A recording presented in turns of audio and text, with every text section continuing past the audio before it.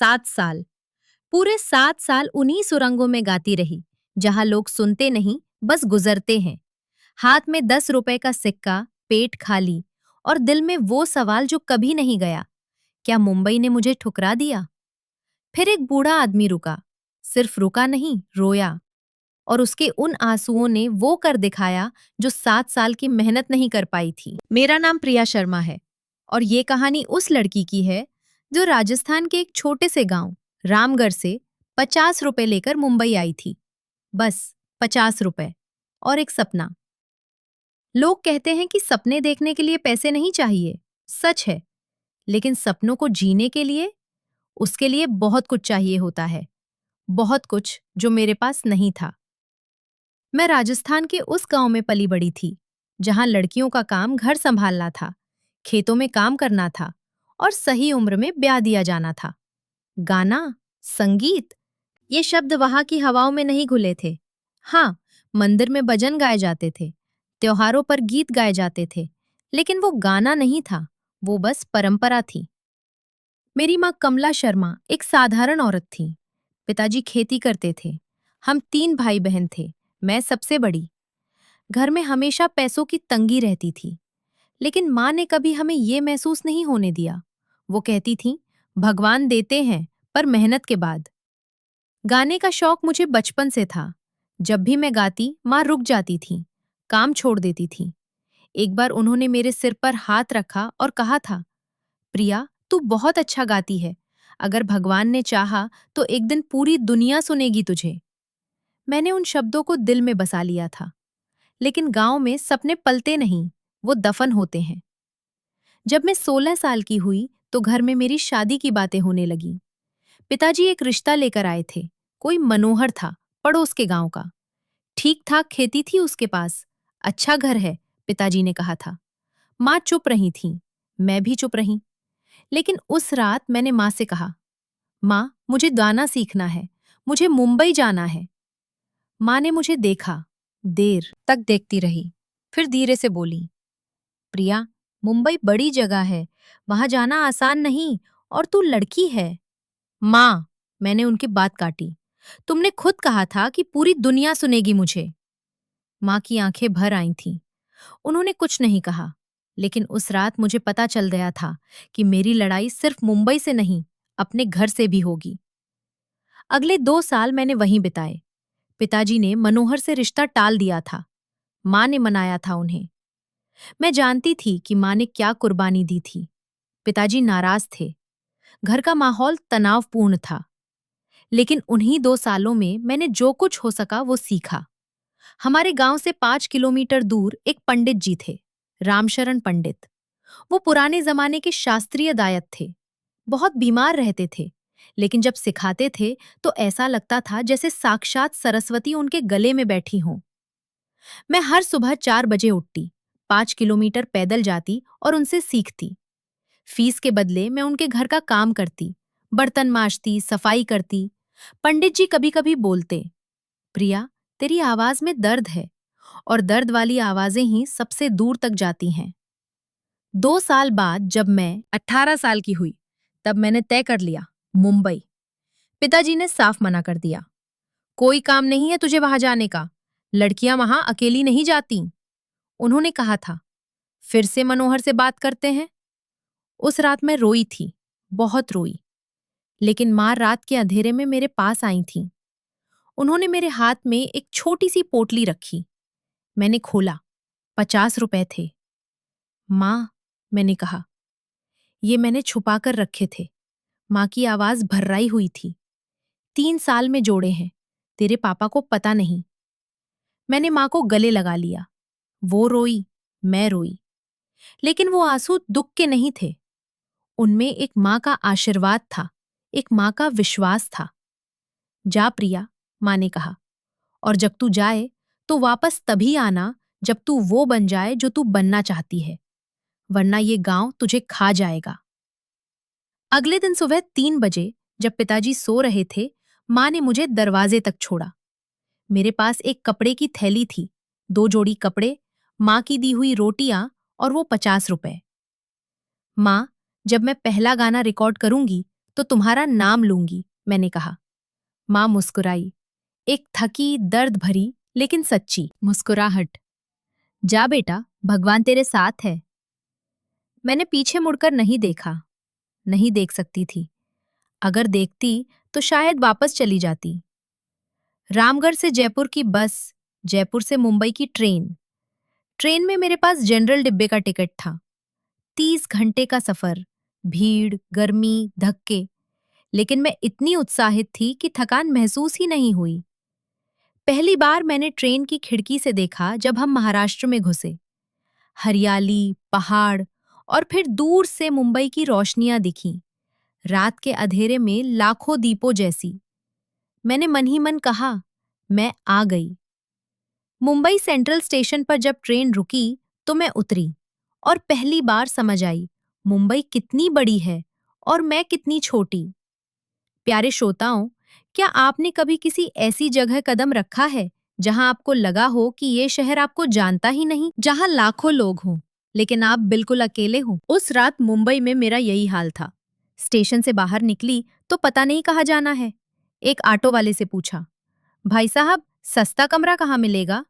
उसने मुझे ऊपर से नीचे देखा, फिर बोला, धारावी जाओ, वहां मिल जाएगा। धारावी, एशिया की सबसे बड़ी झुग्गियों में से एक, लेकिन मुझे नहीं पता था। मैं बस उतना जानती थी जितना 50 रुपए बताते थे। एक कमरा मिला, अगर उसे कमरा कह सकते हैं। 4 दीवारें, एक छोटा सा दरवाजा और ऊपर लोहे की चादर। किराया था 300 रुपए महीना। मेरे पास था 50। मकान मालकिन एक मोटी, बड़ी आंखों वाली औरत थी, शांताबाई। उन्होंने मुझे देखा और बोली, कहाँ से आई हो? राजस्थान से। गाना सीखने? मैंने हाँ में सिर हिलाया। वो हंसी, लेकिन उस हंसी में मजाक नहीं था, थकान थी, जैसे उन्होंने ऐसी कई लड़कियां देखी हों।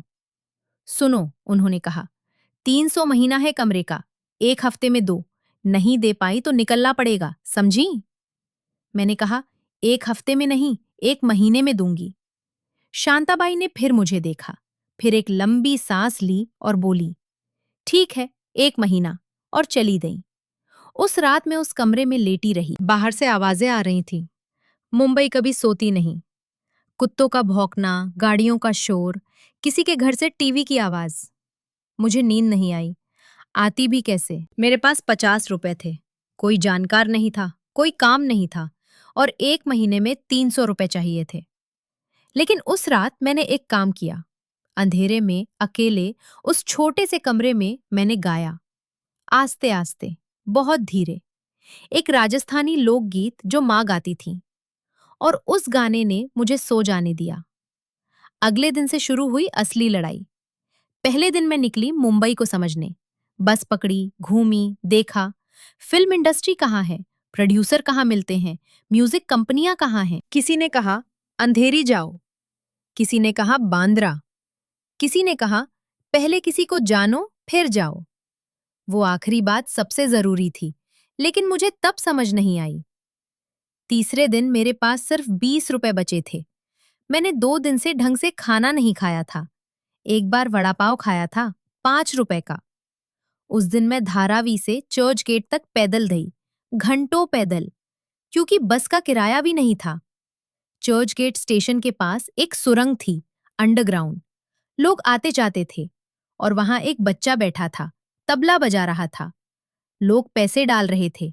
मैं रुक गई। मैंने उस बच्चे को देखा। वो 10-12 साल का था। उसके सामने एक कटोरे में कुछ सिक्के थे, और मुझे एक विचार आया। प्यारे श्रोताओं, क्या आप सोच सकते हैं कि उस पल मुझे कैसा लगा होगा? एक लड़की जो सपने लेकर मुंबई आई थी, जिसने पंडित जी से 2 साल शास्त्रीय संगीत सीखा था, वो लड़की एक सुरंग में गाने के बारे में सोच रही थी। लेकिन उस पल में शर्म नहीं थी मन में, था तो सिर्फ एक सवाल, क्या यही वो रास्ता है जो मुझे आगे ले जाएगा? मैं वहां खड़ी रही, काफी देर। फिर मैंने अपनी थैली जमीन पर रखी, सांस ली और गाया। पहले धीरे, फिर और धीरे, क्योंकि डर था। लेकिन जैसे जैसे गला खुला, आवाज आगे बढ़ती गई। मैंने एक पुराना हिंदी गाना गाया, तुम जो मिल गए हो। वो गाना जो हर हिंदुस्तानी के दिल में बसा है। पहले लोग नहीं रुके, बस गुजरते रहे।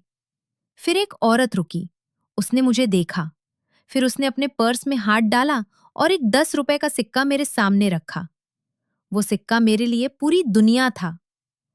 उस दिन मैंने 1.5 घंटे गाया। जो कमाया 65 रुपए। घर वापस जाते वक्त मैंने वड़ा पाव खाया, 3 वड़ा पाव। अगले दिन से मैंने सुरंग में गाना शुरू कर दिया, हर रोज। सुबह 10 बजे से दोपहर 2 बजे तक, फिर शाम को 5 बजे से 7 बजे तक, भीड़ के वक्त। पहले हफ्ते में मैंने 400 रुपए कमाए। शांताबाई का किराया दे दिया, खाना खाया और थोड़ा बचाया। लेकिन ये मेरा सपना नहीं था, ये तो बस जिंदगी बचाने का तरीका था। मैं जानती थी कि यहां से आगे जाना होगा, किसी तरह। उन्हीं दिनों सुरंग में मेरी मुलाकात हुई रेखा से। रेखा परब, मुंबई की लड़की, मराठी। वो भी वहीं गाती थी, दूसरे कोने पर। हम दोनों एक दूसरे को हफ्तों से देख रहे थे, लेकिन कभी बात नहीं हुई थी। एक दिन बारिश हुई, मुंबई की बारिश, जो एक बार शुरू हो जाती है तो रुकने का नाम नहीं लेती। हम दोनों उसी सुरंग में फंस गए, बाहर नहीं जा सकते थे। रेखा ने मुझसे पूछा, राजस्थान से हो? हाँ, मैंने कहा। कब आई? 2 महीने हुए। रेखा ने एक लंबी सांस ली। मैं 5 साल से हूं, अभी तक वहीं हूं। उन शब्दों में एक दर्द था जो मैं समझ गई। लेकिन छोड़ोगी नहीं? मैंने पूछा। रेखा ने हंसकर कहा, नहीं, मुंबई ने एक बार पकड़ लिया तो छोड़ती नहीं। उस दिन से रेखा मेरी दोस्त बन गई। वो मुझसे 5 साल बड़ी थी। उसने मुझे मुंबई सिखाई, कैसे ठगों से बचना है, कैसे कम पैसों में गुजारा करना है, किन जगहों पर जाना सही है और कहाँ जाना खतरनाक है। और उसने मुझे एक बात और बताई, प्रिया, मुंबई में टैलेंट काम नहीं करता, कनेक्शन काम करता है। किसी को जानना पड़ता है। तो किसे जानूं? रेखा चुप रही, फिर बोली, यही तो मुझे भी नहीं पता। लेकिन उन्हीं दिनों एक घटना हुई जिसने मुझे बहुत कुछ सिखाया और बहुत कुछ छीन भी लिया। एक दिन सुरंग में गाते वक्त एक आदमी रुका। स्मार्ट कपड़े, बड़ी घड़ी, महंगा फोन। उसने मुझे ध्यान से सुना। गाना खत्म होने के बाद उसने तालियां बजाईं, जोर से। मैंने उसे देखा। बहुत अच्छा गाती हो, उसने कहा। शुक्रिया। मेरा नाम संजय मेहता है, मैं म्यूजिक प्रोड्यूसर हूं। मेरा दिल धड़क उठा। सच में? हाँ, मेरा स्टूडियो है अंधेरी में, तुम्हें ऑडिशन देना है? मैं कुछ बोल नहीं पाई। मैंने रेखा की बात याद की, कनेक्शन। और यहाँ खुद ब खुद एक कनेक्शन आ गया था। हाँ, मैंने कहा। संजय ने अपना कार्ड दिया, कल सुबह 10 बजे आओ। उस रात मैं सो नहीं पाई, खुशी से। रेखा को बताया। उसने खुश होते हुए कहा, अच्छा है, लेकिन सोच समझ कर जाना। मैंने उसकी बात का मतलब नहीं समझा। अगले दिन मैं अंधेरी पहुंची। पता था, एक बड़ी बिल्डिंग। लिफ्ट से ऊपर गई। एक छोटा सा दफ्तर था। संजय वहां था। ऑडिशन हुआ। मैंने गाया। उसने खूब तारीफ की। फिर उसने कहा, तुम्हारा टैलेंट है, लेकिन इंडस्ट्री में आने के लिए खर्च होता है। Recording, mastering, video. कम से कम 50,000 चाहिए। मेरा दिल डूब गया। 50,000? हाँ, पर घबराओ नहीं। एक बार गाना हिट हुआ तो सब वापस आ जाएगा। मैं चुप रही। मेरे पास तो 5,000 भी नहीं थे। अभी तो नहीं है पैसे, मैंने कहा। संजय ने कहा, ठीक है, जब हो तब आना। मैं निकल आई। लेकिन कुछ महीने बाद मुझे पता चला कि संजय मेहता कोई प्रोड्यूसर नहीं था। वो एक ठग था, जो मुंबई में नए आए सपनों वाले लड़के लड़कियों को फंसाता था, पैसे लेता था और फिर गायब हो जाता था। रेखा ने बताया कि उससे पहले 3 और लड़कियां ठगी जा चुकी थीं। उस दिन मुझे राहत महसूस हुई कि मेरे पास पैसे नहीं थे, वरना। लेकिन साथ ही एक गहरी निराशा भी आई। अगर असली प्रोड्यूसर इसी तरह दिखते हैं, तो असली और नकली का फर्क कैसे पता चलेगा? महीने बीतते गए। मैं सुरंग में गाती रही, रोजाना। बारिश में, धूप में, ठंड में। मुंबई के लोग मुझे जानने लगे थे। नहीं, लोगों को नहीं पता था मेरा नाम। लेकिन वो सुरंग वाली लड़की जो हमेशा गाती है, वो पहचानने लगे थे। कुछ लोग रोज रुकते थे, कुछ तो बिना सुने भी पैसे डाल देते थे। एक बार एक बुजुर्ग दंपति रुके। उन्होंने मुझे सुना। गाना खत्म होने के बाद आंटी जी की आंखें भरी थी। उन्होंने कहा, बेटा घर नहीं जाती? मैंने मुस्कुराकर कहा, यही घर है। वो चले गए, लेकिन जाते जाते उन्होंने 100 रुपए रखे, जो उस दिन की सबसे बड़ी कमाई थी। उन्हीं दिनों माँ का पत्र आया। हाँ, पत्र, क्योंकि माँ को फोन करना मुश्किल था उन दिनों। पत्र में लिखा था, प्रिया सब ठीक है, खाना खाती हो? पापा को बुखार है और रमा का ब्याह हो गया। रमा मेरी छोटी बहन थी, उसकी शादी हो गई मुझसे पहले। मैंने वो पत्र बहुत देर तक पकड़े रखा। 1 साल गुजर गया, फिर दूसरा, फिर तीसरा। सुरंग में गाते गाते 3 साल बीत गए थे। मेरे पास अब थोड़ा पैसा था। शांताबाई का किराया समय पर देती थी। खाना ठीक था, लेकिन सपना वो अभी भी सुरंग की दीवारों में बंद था। इन 3 सालों में मैंने बहुत कोशिशें की। अलग अलग म्यूजिक कंपनियों के दरवाजे खटखटाए। हर बार एक ही जवाब, हमें किसी का रेफरेंस चाहिए, या आपका रील भेजिए, या अभी जगह नहीं है। एक बार एक जगह ऑडिशन तक पहुंची। 7 लोगों के सामने गाया। सबने तालियां बजाईं, लेकिन बाद में फोन आया। आपकी आवाज अच्छी है, लेकिन हमें किसी फ्रेश फेस की जरूरत नहीं है अभी। मैंने फोन रखा और छत की तरफ देखती रही। रेखा कहती थी, प्रिया रो मत, रोने से कुछ नहीं बदलता। लेकिन रोना आता था, आता रहता था। चौथे साल के आखिर में एक रात, वो रात जो मुझे आज भी याद है। मुंबई में बारिश हो रही थी, जुलाई की बारिश, जो रुकती नहीं। सुरंग में पानी आ गया था, इसलिए वहां नहीं जा सकती थी। मैं अपने कमरे में बंद थी। माँ का फोन आया, पड़ोसी के फोन से। प्रिया, माँ की आवाज कांप रही थी। माँ, क्या हुआ? पापा को दिल का दौरा पड़ा है। दुनिया रुक सी गई।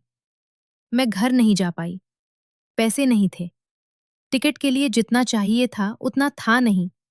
मैंने रेखा से उधार लिया, लेकिन तब तक पापा अस्पताल में थे और माँ को पैसों की जरूरत थी। मैंने जो बचाया था सब भेज दिया। अगले हफ्ते पापा ठीक हो गए। माँ ने फोन पर कहा, बेटा घर आ जा, बहुत हो गया। मैं चुप रही। प्रिया, माँ मैं आ जाऊंगी, पर अभी नहीं, थोड़ा और वक्त दो। माँ की सांसें सुनाई दी। फिर उन्होंने कहा, ठीक है, भगवान तेरे साथ है। उस रात बारिश में मैं सुरंग में गई। पानी था जमीन पर, लेकिन मैंने गाया, अकेले। कोई नहीं था सुनने वाला, लेकिन मैंने गाया।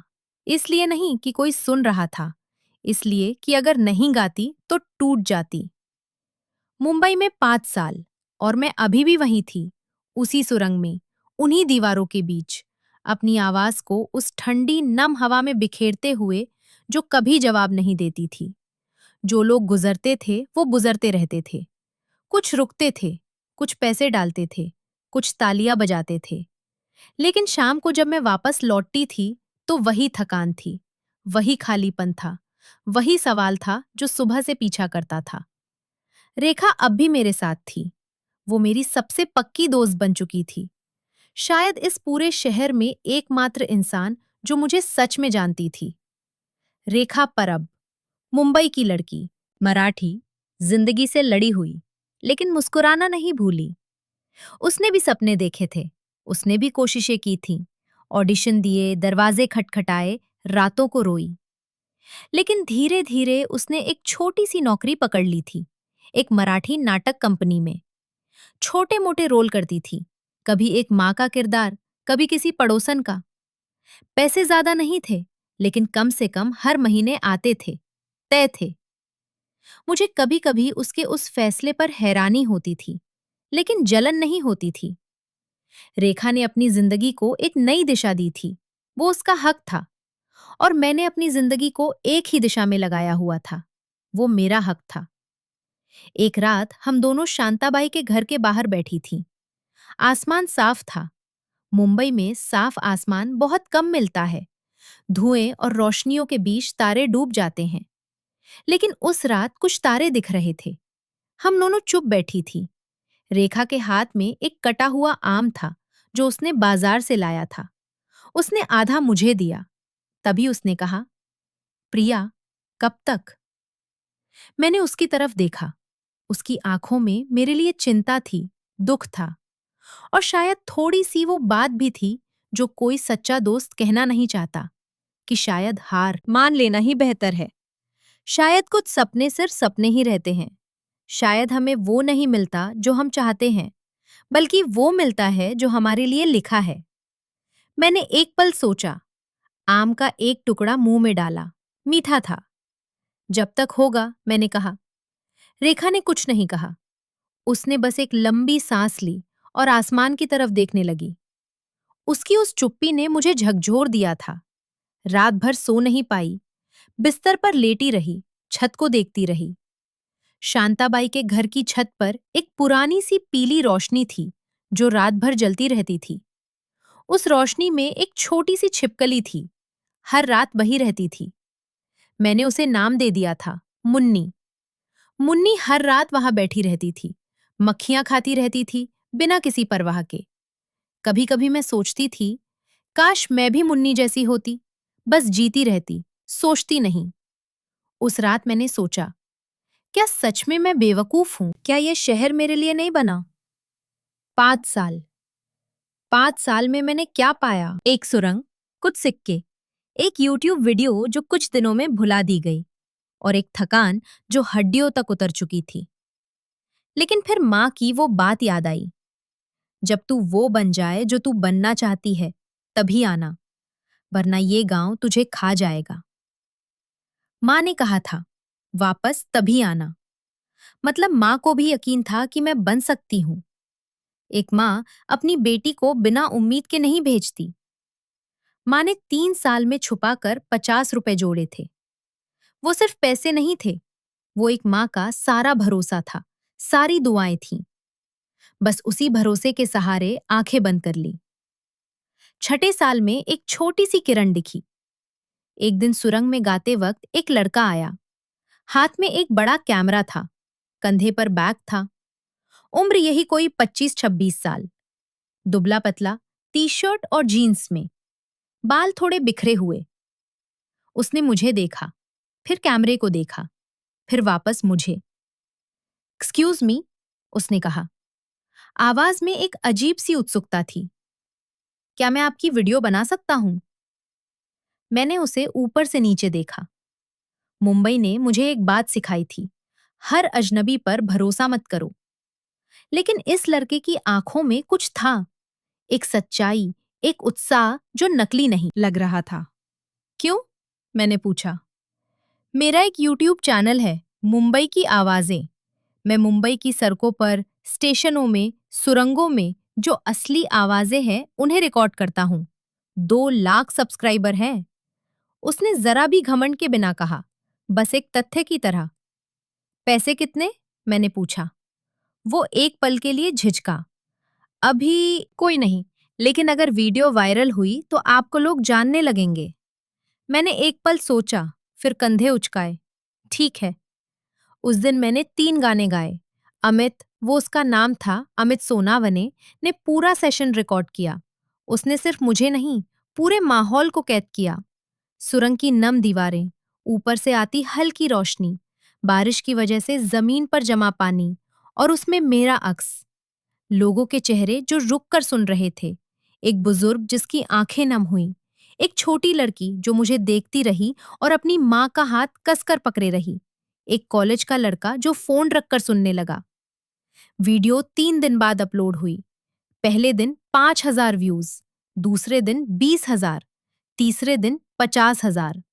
अमित ने सुबह सुबह फोन किया। उसकी आवाज में एक उत्तेजना थी। प्रिया जी, वीडियो वायरल हो रही है। मेरे हाथ कांपने लगे।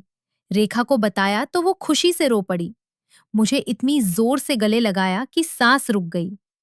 देखा, मैंने कहा था ना, वो बोलती रही।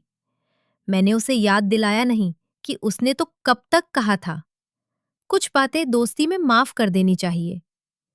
फोन पर मैसेज आने लगे, अमित के जरिए। आपकी आवाज ने रुला दिया।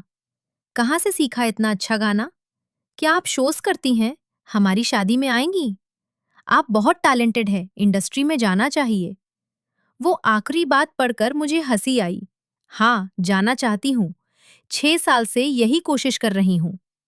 लेकिन उस वीडियो ने एक दरवाजा खोला था। एक विवाह समारोह में गाने का मौका मिला, वसई में। 5,000 रुपए। मैंने हाँ किया। उस शादी में गाई, लोगों ने तालियां बजाईं। शाम को लौटते वक्त मेरे हाथ में 5,000 के नोट थे और एक अजीब सी खुशी थी। फिर एक कॉर्पोरेट इवेंट में बुलाया, 8,000। फिर एक और शादी, 7,000। ये पैसे बड़े नहीं थे, लेकिन पहली बार गाने से तय पैसे मिल रहे थे। पहली बार लग रहा था कि शायद इस रास्ते पर कुछ है। लेकिन इंडस्ट्री, रिकॉर्डिंग, असली सफलता वो अभी भी दूर थी। 7वें साल की शुरुआत में मुंबई ने एक और झटका दिया। माँ बीमार पड़ गईं। छोटे भाई विजय का फोन आया, सुबह के 7 बजे। मैं अभी उठी ही थी, चाय बनाने की सोच रही थी। दीदी, उसकी आवाज में एक घबराहट थी जो मुझे तुरंत समझ आ गई। क्या हुआ? माँ को सांस की तकलीफ है, 2 दिन से है। डॉक्टर ने कहा दवाई लेनी होगी और आगे टेस्ट भी। खर्च होगा। कितना? अभी दवाई के लिए 10,000 चाहिए, और अगर टेस्ट में कुछ निकला तो और। मैं कुछ देर चुप रही। मेरे पास उस वक्त बचत के 15,000 थे, 6 महीने की कमाई से जोड़े हुए। उन पैसों से मैं एक सस्ता माइक्रोफोन खरीदने की सोच रही थी, ताकि घर पर रिकॉर्डिंग कर सकूं। एक छोटा सा सपना था। ठीक है, मैंने कहा, 15,000 भेजती हूँ, दवाई लो, टेस्ट करवाओ। दीदी, इतने सारे? विजय, मैंने उसे रोका। माँ की तबीयत पहले, बाकी सब बाद में। फोन रखा, पैसे ट्रांसफर किए और वापस बिस्तर पर बैठ गई। माइक्रोफोन का सपना फिर दूर चला गया। उन दिनों मैं और ज्यादा घंटे सुरंग में बिताने लगी। सुबह 8 बजे से निकलती, दोपहर को 1 घंटे की छुट्टी, और फिर शाम तक। शरीर थका रहता था, गला दर्द करता था, कभी कभी आवाज भारी हो जाती थी, लेकिन रुकना मुमकिन नहीं था। एक दोपहर ऐसी आई जो मुझे आज भी याद है। बहुत गर्मी थी, मई का महीना था। मुंबई में मई की गर्मी एक अलग तरह की यातना होती है। इस उमस इतनी कि सांस लेना भी भारी लगे। सुरंग में थोड़ी छाया थी, लेकिन हवा नहीं थी। मैं गा रही थी, एक पुराना मीरा का भजन। मेरे तो गिरिधर गोपाल, दूसरो न कोई। वो भजन जो माँ गाती थीं। वो भजन जो तब गाया जाता है जब सब छोड़ दो और बस एक से लगाव रखो। गाते गाते बीच में आवाज बैठ गई। अचानक, बिना चेतावनी के। मैं रुक गई, गला साफ किया। पानी नहीं था साथ में। फिर शुरू करने की कोशिश की, लेकिन आवाज नहीं निकली। एक फुसफुसाहट निकली, बस इतना। सुरंग में कुछ लोग रुके हुए थे, सुन रहे थे, और मैं खड़ी थी, बिल्कुल चुप, बिल्कुल खाली।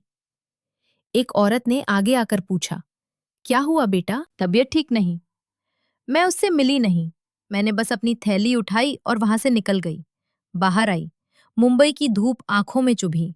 भीड़ थी, हमेशा की तरह। सब अपनी दिशा में जा रहे थे। कोई किसी को नहीं देख रहा था। मैं एक खंबे के पास रुक गई और रोई, बिना आवाज के। बस आंसू थे जो निकलते रहे। मुंबई में कोई नहीं देखता। मैंने भी नहीं देखा कि कोई देख रहा है या नहीं। जब आंसू थम गए, तब मैंने एक लंबी सांस ली।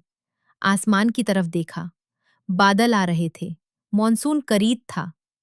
घर आई, बिस्तर पर लेट गई, और पहली बार 7 सालों में मैंने सच में सोचा, शायद हो गया। वो विचार बहुत अजीब था, जैसे किसी ने जोर से धक्का दिया हो। शायद हो गया। ये शब्द मेरे मन में घूमते रहे।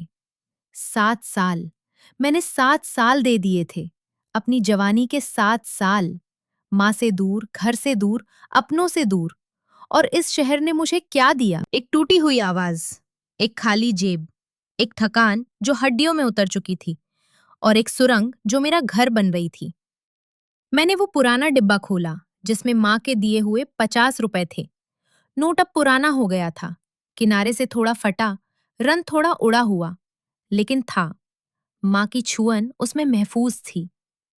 मैंने उसे हाथ में लिया, बहुत देर तक पकड़े रही, और एक फैसला किया। एक और महीना, बस एक और महीना इस शहर को दूंगी। अगर इस 1 महीने में कुछ नहीं बदला तो घर जाऊंगी, माँ के पास जाऊंगी, और कभी वापस नहीं आऊंगी। प्यारे श्रोताओं, क्या आप जानते हैं उस पल का दर्द जब इंसान 7 साल की मेहनत को एक पल में तौलता है और सोचता है, क्या ये सब बेकार गया? जब हार और जीत के बीच सिर्फ 1 महीने का फासला रह जाए? मुझे बताइए, आपने अपनी जिंदगी में ऐसा कोई पल जिया है? कमेंट में जरूर लिखिए। उस महीने के पहले 2 हफ्ते गुजरे। कुछ नहीं बदला। हर सुबह उठती, सुरंग जाती, गाती, लौटती, सोती, एक यंत्र की तरह। तीसरे हफ्ते की एक शाम, जुलाई का महीना, मॉनसून अपने पूरे जोर पर। बारिश सुबह से थी, रुक रुक कर, कभी बूंदाबांदी, कभी मूसलाधार। शाम के करीब 6 बजे थे। सुरंग में आज भीड़ कम थी। बारिश की वजह से लोग घरों में थे या छाया में कहीं रुके हुए थे। बाहर सड़कों पर पानी भर चुका था। मुंबई की बारिश का वो खास अंदाज जो हर साल आता है और हर साल शहर को जाम कर देता है। मैंने उस दिन एक ठुमरी चुनी। पंडित जी ने सिखाई थी, बाबुल मोरा नहर छूटो जाए। वो ठुमरी जो विदाई की होती है, जब बेटी अपने बाप का घर छोड़कर ससुराल जाती है। उसमें एक दर्द होता है जो हर हिंदुस्तानी औरत जानती है। लेकिन उस दिन मैंने उसे अपनी विदाई की तरह गाया, जैसे मैं मुंबई से विदा ले रही हूं, जैसे इस सुरंग से, इन दीवारों से, इस शहर से आखिरी बार मिल रही हूं। आवाज में वो दर्द था जो 7 सालों में जमा हुआ था। सुरंग में जो चंद लोग थे, कुछ रुक गए, कुछ और रुके। धीरे धीरे एक छोटी सी भीड़ जमा हो गई और उन सबके बीच सुरंग के एक कोने में एक बूढ़ा आदमी खड़ा था। सफेद बाल, सफेद कुर्ता पजामा, हाथ में एक काले रंग का छाता। उम्र कोई 65-70 के बीच। चेहरे पर झुर्रियां थीं, लेकिन आंखें तेज थीं। उनमें एक गहराई थी। वो खड़े रहे, हिले नहीं, सिर्फ सुनते रहे। ठुमरी के दूसरे हिस्से में जब मैंने गाया, जा जा रे अपने मंदिर वा जा जा रे, तो उन बूढ़े आदमी की आंखें भर आईं। मैंने देखा, लेकिन रुकी नहीं, गाती रही। गाना खत्म हुआ। सुरंग में खामोशी रही एक पल, फिर तालियां बजीं। कुछ लोगों ने पैसे डाले। वो बूढ़ा आदमी अपनी जगह पर खड़ा रहा। बाकी लोग जाने लगे, वो नहीं गए। फिर वो धीरे धीरे मेरे पास आए, एक एक कदम, जैसे चलना थोड़ा मुश्किल हो। उनके हाथ में वो छाता था। वो उसे जमीन पर टिकाते हुए चल रहे थे। पास आए, रुके। उनकी आंखें अभी भी नम थीं। उन्होंने अपनी कमीज की जेब से एक सफेद रुमाल निकाला और आंखें पोंछीं, धीरे से, जैसे रोने में शर्म हो, लेकिन रोक भी ना पा रहे हों। मैं कुछ बोलने वाली थी, लेकिन उन्होंने पहले बोला, तू। उनकी आवाज कांप रही थी। तू बिल्कुल मेरी अनु जैसा गाती है। मैं चुप रह गई। वो शब्द अजीब थे, लेकिन उनमें एक दर्द था जो मुझे तुरंत महसूस हुआ। अनु, वो नाम उन्होंने ऐसे कहा जैसे कोई पुरानी चोट पर हाथ रखा हो। अनु? मैंने धीरे से पूछा। उनकी आंखें फिर भर आईं। वो एक पल चुप रहे, जैसे खुद को संभाल रहे हों। मेरी बेटी, अनुराधा। फिर एक पल की खामोशी। वो भी गाती थी। ठुमरी उसकी जान थी। जब वो गाती थी तो मुझे लगता था दुनिया में और कुछ सुनने की जरूरत नहीं। उनकी आवाज में एक ऐसी कोमलता थी जो सिर्फ बाप की होती है। कहाँ है वो? मैंने पूछा। एक लंबी सांस। उन्होंने छत की तरफ देखा, जैसे आसमान की तरफ देख रहे हों। नहीं रही। वो 2 शब्द, और उनमें एक पूरी दुनिया का दर्द था। मुझे नहीं पता क्यों, लेकिन उस पल मेरी आंखें भर आईं। एक अजनबी बूढ़े आदमी की बात सुनकर मेरे दिल में कुछ टूटा। शायद इसलिए कि मैं एक बेटी थी जो अपनी माँ से दूर थी, और यहाँ एक बाप था जिसकी बेटी हमेशा के लिए चली गई थी। 5 साल हुए। उन्होंने बोलना जारी रखा। एक्सीडेंट था। वो यही मुंबई में थी, गाना सीखने आई थी, इसी इंडस्ट्री में थी। मैंने उसे मौका देने की कोशिश की थी, लेकिन वो मौका आने से पहले ही उनकी आवाज टूट गई। एक पल की चुप्पी। मैं उसे वो नहीं दे पाया जो उसे मिलना चाहिए था। ये बात आज भी। वो रुक गए। मैंने कहा, मुझे माफ करिए। उन्होंने मेरी तरफ देखा। पहली बार सच में देखा, जैसे अभी तक वो किसी और को देख रहे थे। तुम्हारा नाम क्या है? प्रिया। प्रिया शर्मा। कहाँ से हो? राजस्थान से। एक छोटा गांव है, रामगढ़। कब से हो यहाँ? 7 साल। उन्होंने एक पल के लिए रुककर मुझे देखा। उनकी आंखों में कुछ बदला, एक हैरानी, एक जिज्ञासा। 7 साल? यहाँ इस सुरंग में? हाँ। और इससे पहले कहीं ऑडिशन, कोई काम? बहुत कोशिशें की, दरवाजे खटखटाए, लेकिन मैंने एक पल रुककर कहा, मुंबई ने अभी तक पहचाना नहीं। वो आदमी कुछ देर चुप रहे। उनके चेहरे पर एक अजीब सी भाव थी। कुछ सोच रहे थे, कुछ तय कर रहे थे। मेरा नाम रमेश चंद्र वर्मा है। उस नाम ने उस वक्त मुझे कुछ नहीं बताया। मैंने नहीं पहचाना। बस एक बूढ़ा आदमी था, दुखी, सफेद बालों वाला, अपनी मृत बेटी को याद कर रहा था। क्या आप कल यहां होंगी? उन्होंने पूछा। हाँ, मैं भी आऊंगा। और वो चले गए, धीरे धीरे, छाते को जमीन पर टिकाते हुए। सुरंग से बाहर निकले और भीड़ में खो गए। मैं देर तक वहां खड़ी रही। उस शाम रेखा के घर गई, उसे सब बताया। बूढ़ा आदमी, उनकी बेटी अनुराधा, वो आंसू, और वो बात कि मैं कल आऊंगा। रेखा ने सुना। फिर उसने कहा, रमेश चंद्र वर्मा? हाँ। रेखा के माथे पर एक शिकन आई, जैसे कोई पुरानी याददाश्त कुरेद रही हो। ये नाम कहीं सुना है। उसने अपना फोन उठाया। मैं उसके बगल में बैठी देखती रही। रेखा ने गूगल किया, रमेश चंद्र वर्मा, म्यूजिक प्रोड्यूसर। और जो आया, उसे देखकर रेखा की आंखें चौड़ी हो गईं। उसका मुंह खुला रह गया। प्रिया? उसकी आवाज कांप रही थी। क्या हुआ? मैंने फोन छीना। स्क्रीन पर था, रमेश चंद्र वर्मा, वर्मा म्यूजिक के फाउंडर और सीईओ, हिंदी म्यूजिक इंडस्ट्री के सबसे प्रभावशाली नामों में से एक। 30 से ज्यादा सालों में 50 से ज्यादा सुपरहिट एल्बम। और तस्वीर, वही चेहरा, वही सफेद बाल, वही आंखें। मेरे हाथ कांपने लगे। फोन मेरे हाथ से गिरने वाला था। रेखा ने थाम लिया। प्रिया? रेखा ने मेरे दोनों कंधे पकड़े। उसकी आंखों में एक चमक थी, वो चमक जो तब आती है जब आप किसी के लिए किसी ऐसी चीज की उम्मीद देखते हैं जो बहुत देर से आनी चाहिए थी। वो कल आ रहे हैं। हाँ। तो कल सबसे अच्छा गाना गाना, सबसे अच्छा जो तुमने कभी गाया हो। मैं कुछ बोल नहीं पाई। उस रात सोना नामुमकिन था। मैं बिस्तर पर लेटी रही, आंखें खुली। छत पर मुन्नी बैठी थी, लेकिन मन कहीं और था। हजार ख्यालात थे। क्या होगा अगर कल वो ना आए? क्या होगा अगर आए और बस शिष्टाचार से बात करके चले जाए? क्या होगा अगर मेरी आवाज उस दिन साथ न दे? और सबसे बड़ा सवाल, क्या वो सच में मेरी मदद करेंगे या ये सब मेरा वहम है? लेकिन एक बात और थी, एक बात जो उस रात मुझे बार बार याद आई।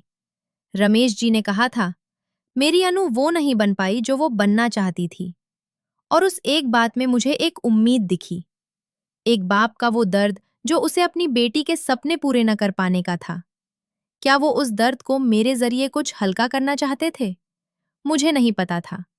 सुबह 4 बजे उठी, नहाई, ध्यान से कपड़े पहने, रेखा का नीला सूट, बालों में तेल लगाया, चोटी बनाई, माथे पर छोटी सी बिंदी लगाई।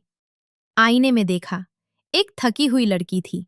7 सालों की थकान उसके चेहरे पर थी, लेकिन आंखें जीवित थीं। मां के दिए 50 रुपए अपनी थैली में रखे और सुरंग की तरफ चल पड़ी। बाहर बारिश हो रही थी, हल्की, मुंबई की जुलाई की बारिश, जो रोती ची तो सुबह के 9 बज रहे थे। आमतौर पर मैं 10 बजे आती थी, लेकिन उस दिन 9 बजे ही आ गई। क्यों, खुद नहीं जानती थी। शायद डर था कि देर हो जाएगी, शायद इंतजार करना जरूरी लग रहा था, शायद बस वहां रहना चाहती थी, उस जगह पर जो 7 साल से मेरी थी। सुरंग उस सुबह खाली थी। भीड़ बाद में आती है। सुबह 9 बजे बस कुछ लोग गुजरते हैं, नौकरी वाले, दूध वाले, सब्जी लाने वाले। कोई नहीं रुकता। लेकिन मैं वहां खड़ी रही, दीवारों को देखा। उन दीवारों पर कितने पोस्टर लगे थे, फटे हुए, पुराने, नए। किसी नेता की तस्वीर, किसी फिल्म का विज्ञापन, किसी कोचिंग सेंटर का इश्तिहार, और उन सबके बीच एक जगह जहां मैं रोज खड़ी होती थी। वहां जमीन पर एक हल्की सी घिसावट थी, मेरे पैरों से बनी। 7 सालों में मैंने उस निशान को देखा और अजीब तरह से मन भर आया। ये जगह मेरी थी। इन दीवारों ने मेरी आवाज सुनी थी जब कोई और नहीं सुनता था। इस सुरंग ने मुझे रखा था जब इस शहर ने ठुकराया था। मैंने एक बार उन दीवारों को हाथ लगाया। ठंडी थीं, नम थीं, बारिश की वजह से थोड़ी काई भी थी एक कोने में। फिर मैंने गाना शुरू किया, किसी के लिए नहीं, बस अपने लिए, उस सुरंग के लिए। एक राजस्थानी लोकगीत जो माँ गाती थी जब खेत में काम करती थीं, सुबह की फसल के वक्त, धीमी आवाज में, जैसे जमीन से बातें कर रही हूं। कनिहारी पानी भर ले, सूरज उगेरे भोर। वो गाना गाते वक्त माँ का चेहरा आंखों के सामने आ गया। माँ की वो थकी हुई मुस्कुराहट, माँ के हाथों की वो खुरदरी छुअन, माँ की वो आवाज जो रात को लोरी गाती थी। गाते गाते आंखें भर आईं, लेकिन आवाज नहीं टूटी। धीरे धीरे एक दो लोग रुक गए, सुनने लगे। किसी ने पैसे डाले, मैंने ध्यान नहीं दिया। 10 बजे, 11 बजे, भीड़ बढ़ने लगी। रमेश जी नहीं आए। 12 बजे, नहीं आए। 1 बजे, नहीं। दोपहर में मेरे पेट में भूख थी, लेकिन जाना नहीं था। क्या पता अभी आए। रेखा का फोन आया। आए क्या? नहीं। खाना खाया? नहीं। प्रिया? उसकी आवाज में झुंझलाहट थी। खाना खा, वो आएंगे तो आएंगे। मैंने फोन रख दिया। 2 बजे एक वड़ा पाव खाया, वहीं खड़े खड़े, सुरंग के बाहर, नजरें अंदर। 3 बजे, और तभी सुरंग के दूसरे सिरे से वो आए। वही सफेद कुर्ता, वही छाता, आज बंद था क्योंकि बारिश नहीं थी। वही धीमे कदम। मेरा दिल एक पल के लिए रुक सा गया। वो आए, सच में आए। मैं वापस अपनी जगह पर खड़ी हो गई, जैसे मैं कहीं गई ही नहीं थी। रमेश जी मेरे पास आए, रुके। कब से हो? उन्होंने पूछा। सुबह 9 बजे से। उनके चेहरे पर एक भाव आया जिसे मैं पढ़ नहीं पाई। गाओ, उन्होंने कहा, बस इतना। मैंने एक पल उनकी तरफ देखा और गाया। उस दिन मैंने वो ठुमरी नहीं गाई, बाबुल मूरा वाली। उस दिन मैंने कुछ और चुना, एक मीरा का भजन, चाकर राखो जी। वो भजन जिसमें मीरा कहती है, मुझे अपना नौकर रख लो, मैं तुम्हारे दरवाजे पर रहूंगी, तुम्हारी राह देखूंगी, और जो काम दोगे वो करूंगी। उस भजन में एक समर्पण है, एक ऐसी मांग जो मांग नहीं बल्कि प्रार्थना है। मैंने उसे गाया, पूरी तरह से, पूरी जान से। रमेश जी खड़े रहे, सुनते रहे। उनका चेहरा पढ़ना मुश्किल था। वो एक अनुभवी आदमी थे, इंडस्ट्री में 30 साल बिताए थे। उन्होंने हजारों आवाजें सुनी होंगी। उनके चेहरे पर तुरंत कोई भाव नहीं आया। भजन खत्म हुआ, खामोशी। फिर रमेश जी ने एक सवाल किया जो मुझे उम्मीद नहीं था। शास्त्रीय संगीत सीखा है? हाँ, मैंने कहा, राजस्थान में, एक पंडित जी से, 2 साल। राग भैरवी जानती हो? हाँ। गाओ। मैंने राग भैरवी गाई, खांटी शास्त्रीय। आलाप से शुरू किया, फिर विस्तार दिया, सुरंग में। वो राग गूंजा, उन दीवारों के बीच, जैसे किसी कॉन्सर्ट हॉल में। रमेश जी की आंखें बंद हो गईं। वो सुनते रहे। जब मैं रुकी, तब उन्होंने आंखें खोली, एक लंबी सांस ली। कितने साल है तुम्हें? उन्होंने पूछा। 25। वो मुस्कुराए, पहली बार, एक छोटी सी थकी हुई मुस्कुराहट। अनु भी 25 साल की थी। मैं कुछ नहीं बोली। उसने भी ऐसे ही गाया था, एक बार, मेरे सामने, इसी शहर में। वो रुके। मैंने उसे कहा था, बेटा, थोड़ा और सीखो, थोड़ा और पक जाओ, फिर देखते हैं। एक पल की चुप्पी। वो थोड़ा और कभी नहीं आया। उनकी आवाज में वो दर्द था जो माफ नहीं होता, जो पिघलता नहीं, जो बस रहता है। मैंने धीरे से कहा, आप खुद को माफ क्यों नहीं करते? वो चौंके, मेरी तरफ देखा। मैं जानती हूं, मैंने कहा, कि मैं कौन होती हूं ये कहने वाली, लेकिन जो हुआ वो आपकी गलती नहीं थी। रमेश जी कुछ देर चुप रहे, फिर बोले, क्या तुम्हारे पास कल का वक्त है? हाँ। मेरे ऑफिस आओगी? अंधेरी में है, मैं पता भेजता हूँ। उन्होंने अपनी जेब से एक विजिटिंग कार्ड निकाला, मुझे दिया। मैंने लिया। सफेद कार्ड, उस पर लिखा था रमेश चंद्र वर्मा, वर्मा म्यूजिक। कल सुबह 11 बजे, उन्होंने कहा।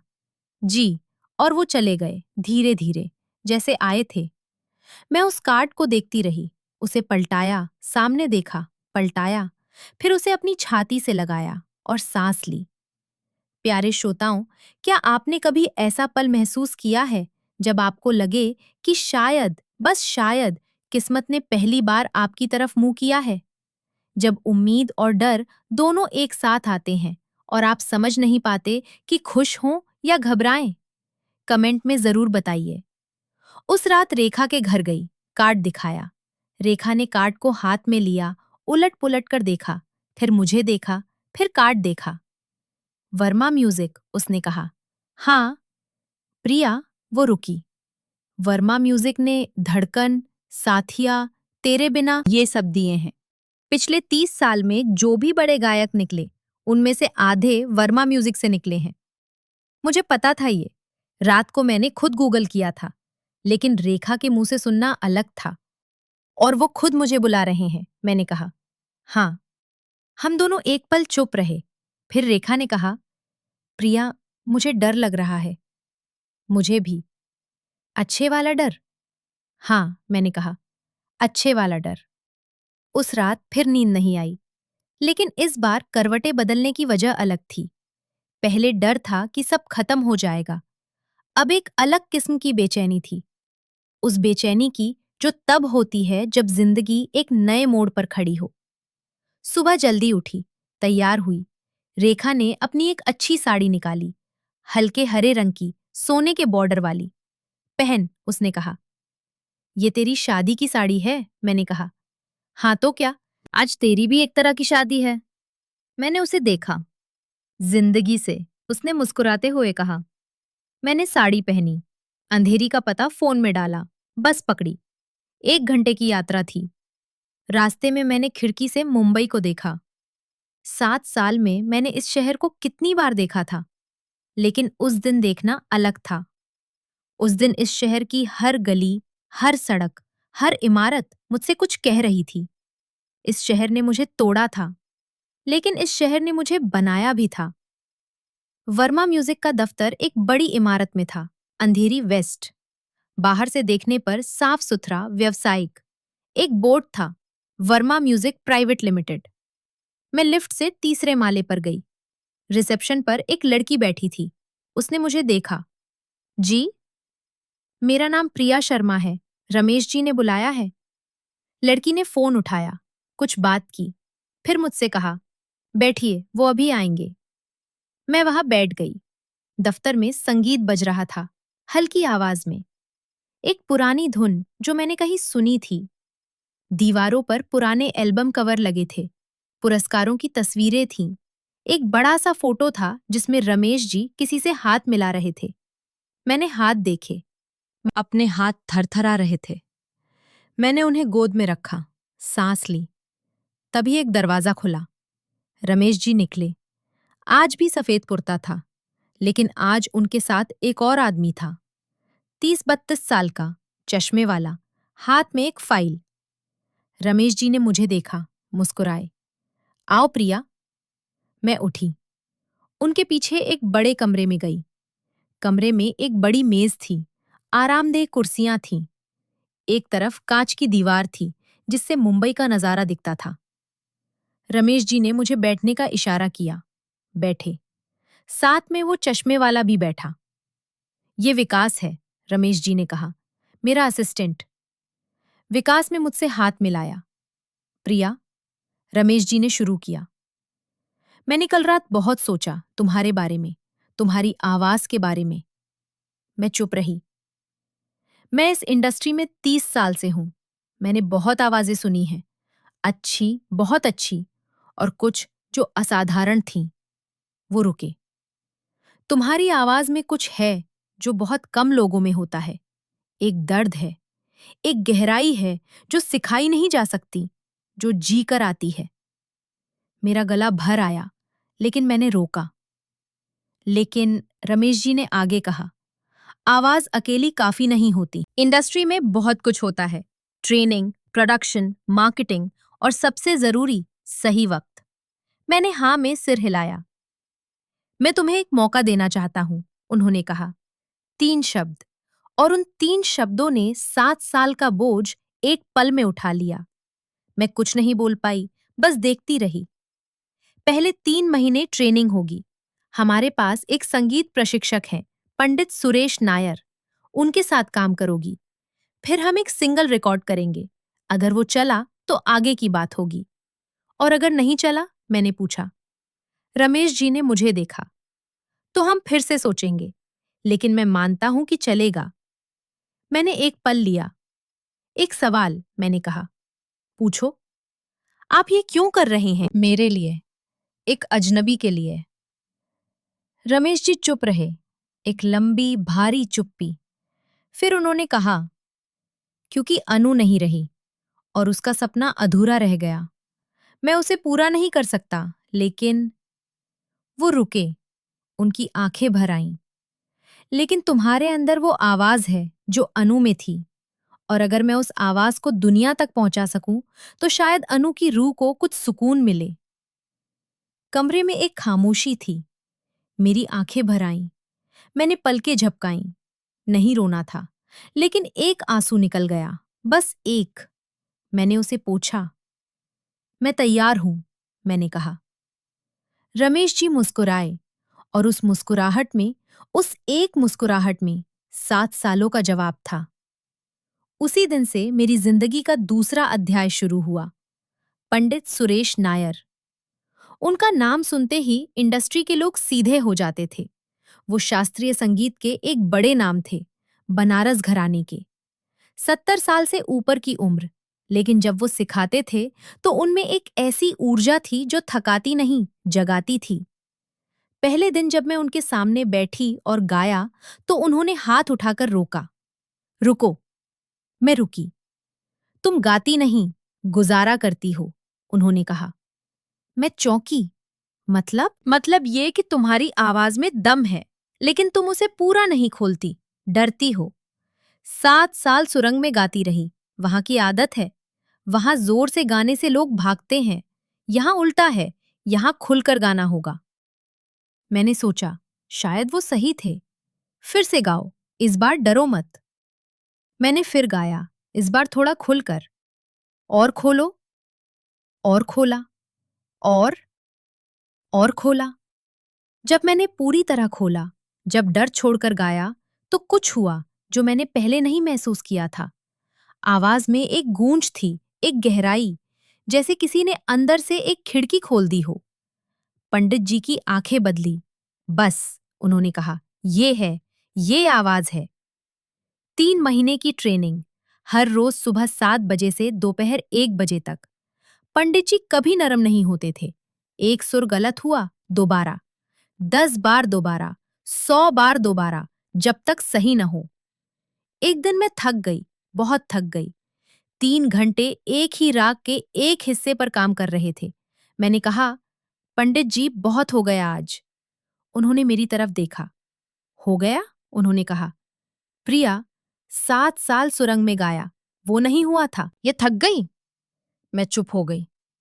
सुरंग में जो तुमने किया वो मेहनत नहीं थी, वो जिंदा रहना था। मेहनत ये है। मैंने फिर शुरू किया।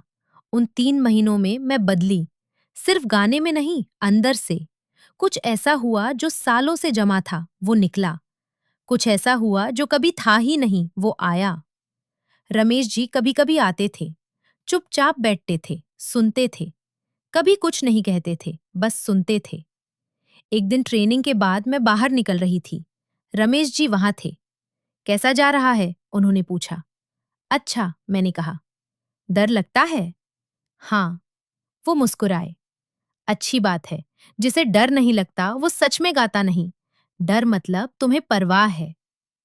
एक दिन उन्होंने मुझसे एक सवाल पूछा जो अचानक था। तुम्हारी माँ को पता है तुम यहाँ हो? हाँ, मैंने कहा। पता है। कब मिली थी आखिरी बार? मैंने सोचा। 7 साल। रमेश जी का चेहरा बदला।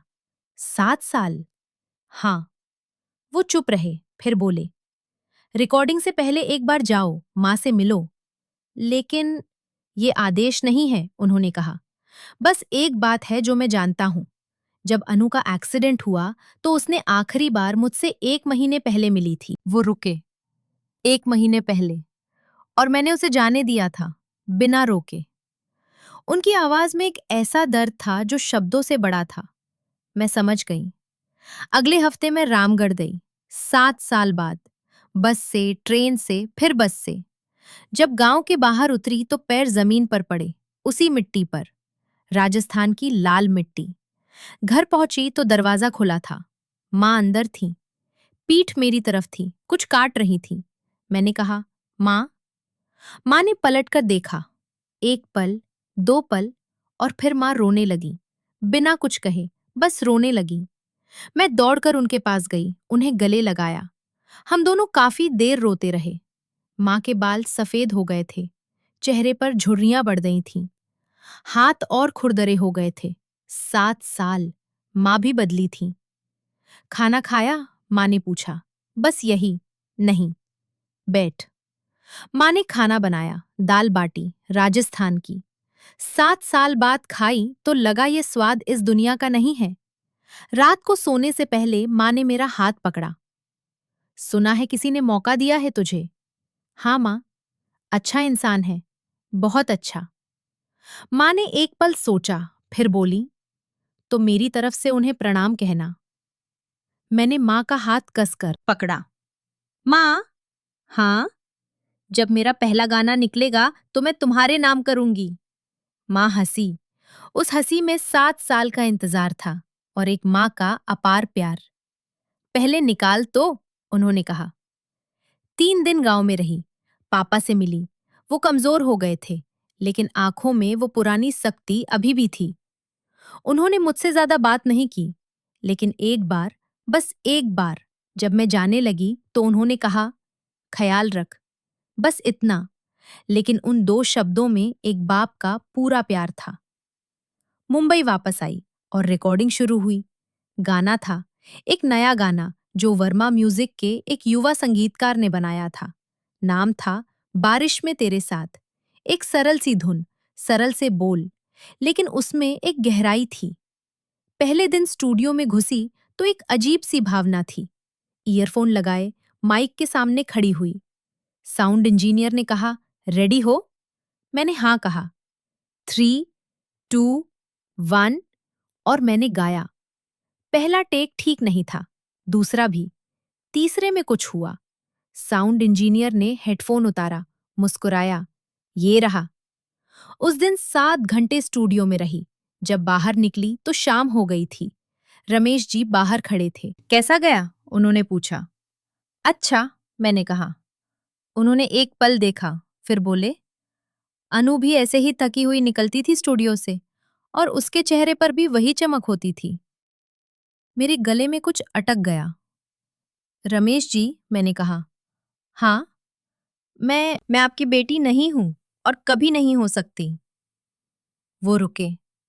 लेकिन, मैंने कहा, आप जो मुझे दे रहे हैं वो किसी बाप से कम नहीं। तो मेरी आवाज कांपी। तो अगर आप बुरा ना माने तो क्या मैं आपको पिताजी कह सकती हूँ? एक लंबी गहरी खामोशी।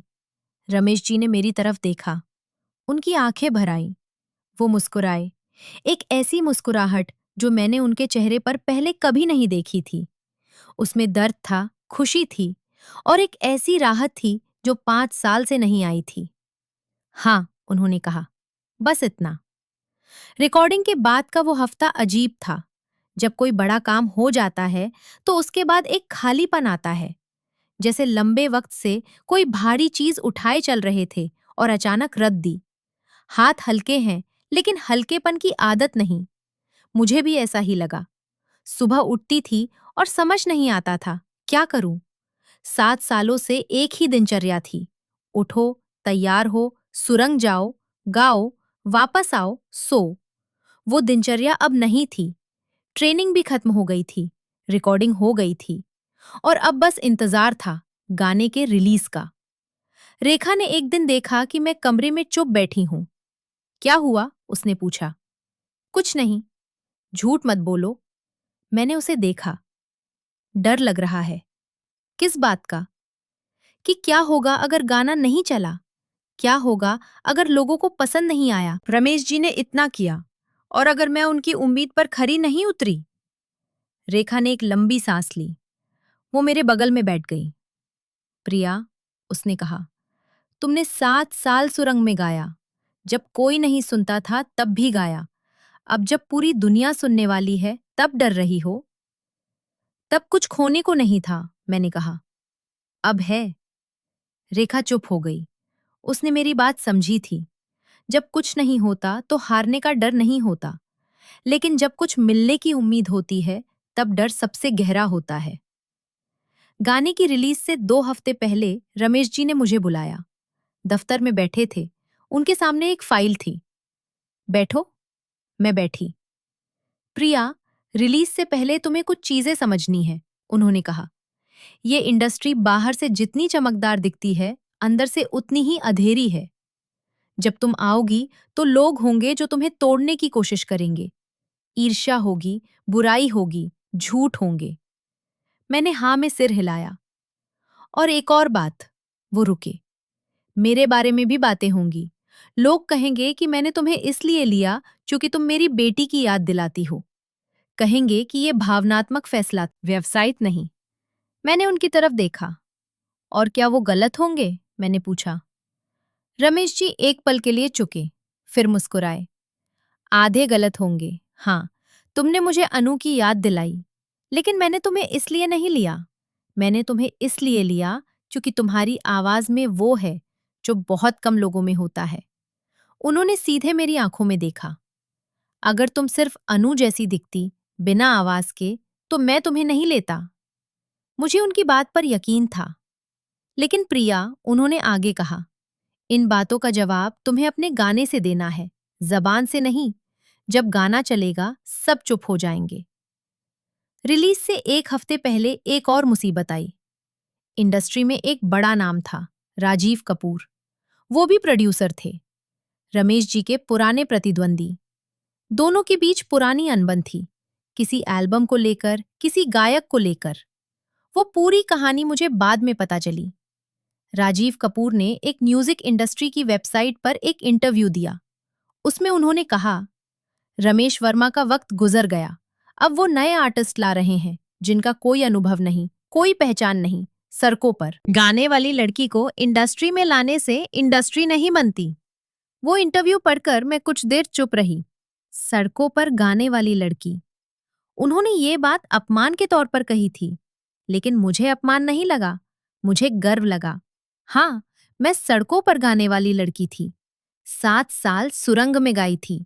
उसमें शर्म क्या थी? मैंने रमेश जी को फोन किया। उन्होंने जो कहा मैंने पढ़ा, मैंने कहा। और? रमेश जी की आवाज शांत थी। मुझे कुछ नहीं कहना, बस एक काम करना है। क्या? गाना रिलीज होने दीजिए। रमेश जी हंसे। एक असली गहरी हंसी जो मैंने पहली बार सुनी थी उनसे। बस यही तो चाहता था मैं। गाने की रिलीज की तारीख आई, 15 अगस्त। रमेश जी ने कहा था, स्वतंत्रता दिवस पर रिलीज होगा, एक नई आवाज की आजादी।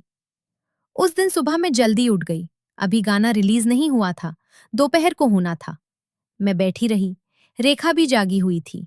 हम दोनों ने चाय पी, चुपचाप। दोपहर 12 बजे रमेश जी का फोन आया।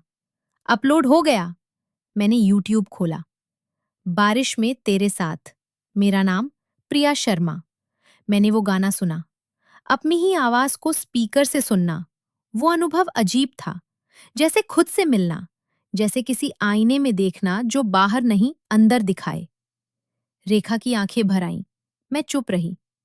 पहले दिन 10,000 व्यूज, दूसरे दिन 50,000, तीसरे दिन 2 लाख, चौथे दिन 10 लाख, एक हफ्ते में 50 लाख। फोन बजने लगे। रमेश जी के दफ्तर में, मेरे फोन पर, अमित के यूट्यूब पर। जिसने मेरी पहली वीडियो बनाई थी उसने एक और वीडियो डाली। वो लड़की जो सुरंग में गाती थी। उस वीडियो में वो पुरानी वीडियो थी और नया गाना था साथ साथ। लोगों ने देखा और लोगों ने महसूस किया। कमेंट्स आने लगे, इस लड़की की कहानी ने रुला दिया। 7 साल सुरंग में और देखो आज।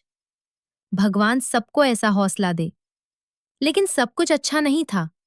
राजीव कपूर ने अपने लोगों से कहा था, और ये बात मुझे बाद में विकास ने बताई, कि इस गाने को रोकना है। उन्होंने कुछ म्यूजिक प्लेटफॉर्म्स पर दबाव बनाया, कुछ रेडियो स्टेशनों को कहा कि गाना ना बजाएं। एक दिन रमेश जी ने मुझे बुलाया।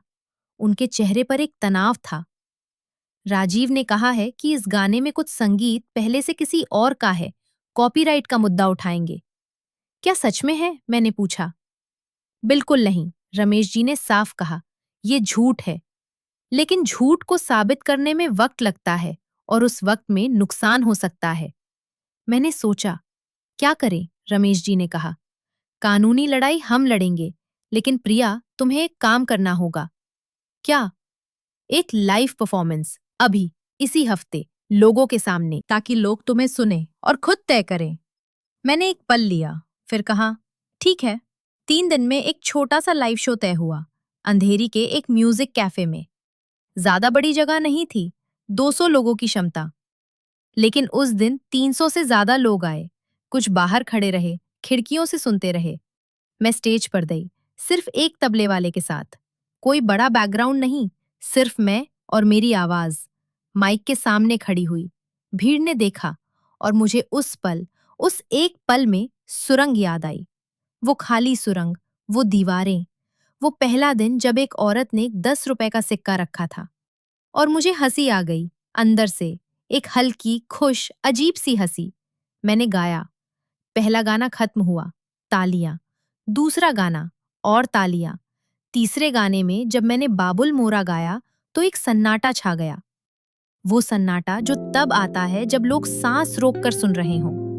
और जब गाना खत्म हुआ, तो उस सन्नाटे के बाद जो तालियां बजीं, वो मैंने कभी नहीं भूलूंगी। भीड़ में रमेश जी थे, पहली पंक्ति में बैठे हुए, और उनकी आंखें भरी हुई थीं। उस रात शो के बाद रमेश जी मेरे पास आए। प्रिया जी, आज अनु यहाँ होती तो बहुत खुश होती। मेरी आंखें भर आईं। और आप? मैंने पूछा। रमेश जी ने एक पल रुककर मेरी तरफ देखा। मैं भी खुश हूँ, उन्होंने कहा, बहुत दिनों बाद। उस लाइव शो के वीडियो सोशल मीडिया पर वायरल हो गए। कॉपीराइट का मामला एक हफ्ते में खत्म हो गया। राजीव कपूर के पास कोई सबूत नहीं था, कोई आधार नहीं था। गाना चलता रहा, बढ़ता रहा। 2 महीने में 1 करोड़ व्यूज। रमेश जी ने दूसरे गाने की बात की, फिर तीसरे की, और मेरी जिंदगी बदलने लगी, धीरे धीरे, लेकिन सच में। लेकिन एक रात सब कुछ अच्छा चल रहा था जब रमेश जी का फोन आया। रात के 10 बजे थे। प्रिया, उनकी आवाज अजीब थी। क्या हुआ पिताजी? एक पल की चुप्पी। कुछ बातें फैलाई जा रही हैं, उन्होंने कहा, मेरे बारे में। क्या बातें? कि मैंने तुम्हें इस वजह से लिया क्योंकि तुम मेरी बेटी की जगह लेने की कोशिश कर रही हो। कि ये एक बीमार जहन का फैसला था। कि वर्मा म्यूजिक अब ठीक से नहीं चल रहा। मैंने सुना। और सबसे बुरी बात, वो रुके, कि कुछ लोग कह रहे हैं कि तुम इसका फायदा उठा रही हो, कि तुम जानबूझकर उनकी कमजोरी, उनकी बेटी की याद का इस्तेमाल कर रही हो। मेरे सीने में जैसे कुछ चुभा। कौन कह रहा है ये? राजीव कपूर के लोग, और कुछ और भी हैं। मैं चुप रही। प्रिया, मुझे तुमसे कोई सफाई नहीं चाहिए, रमेश जी ने जल्दी से कहा। मैं जानता हूं तुम कौन हो, लेकिन तुम्हें पता होना चाहिए था। मैं जानती हूं, मैंने कहा।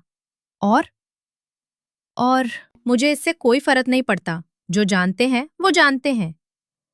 रमेश जी एक पल चुप रहे। ठीक है, उन्होंने कहा, सो जाओ।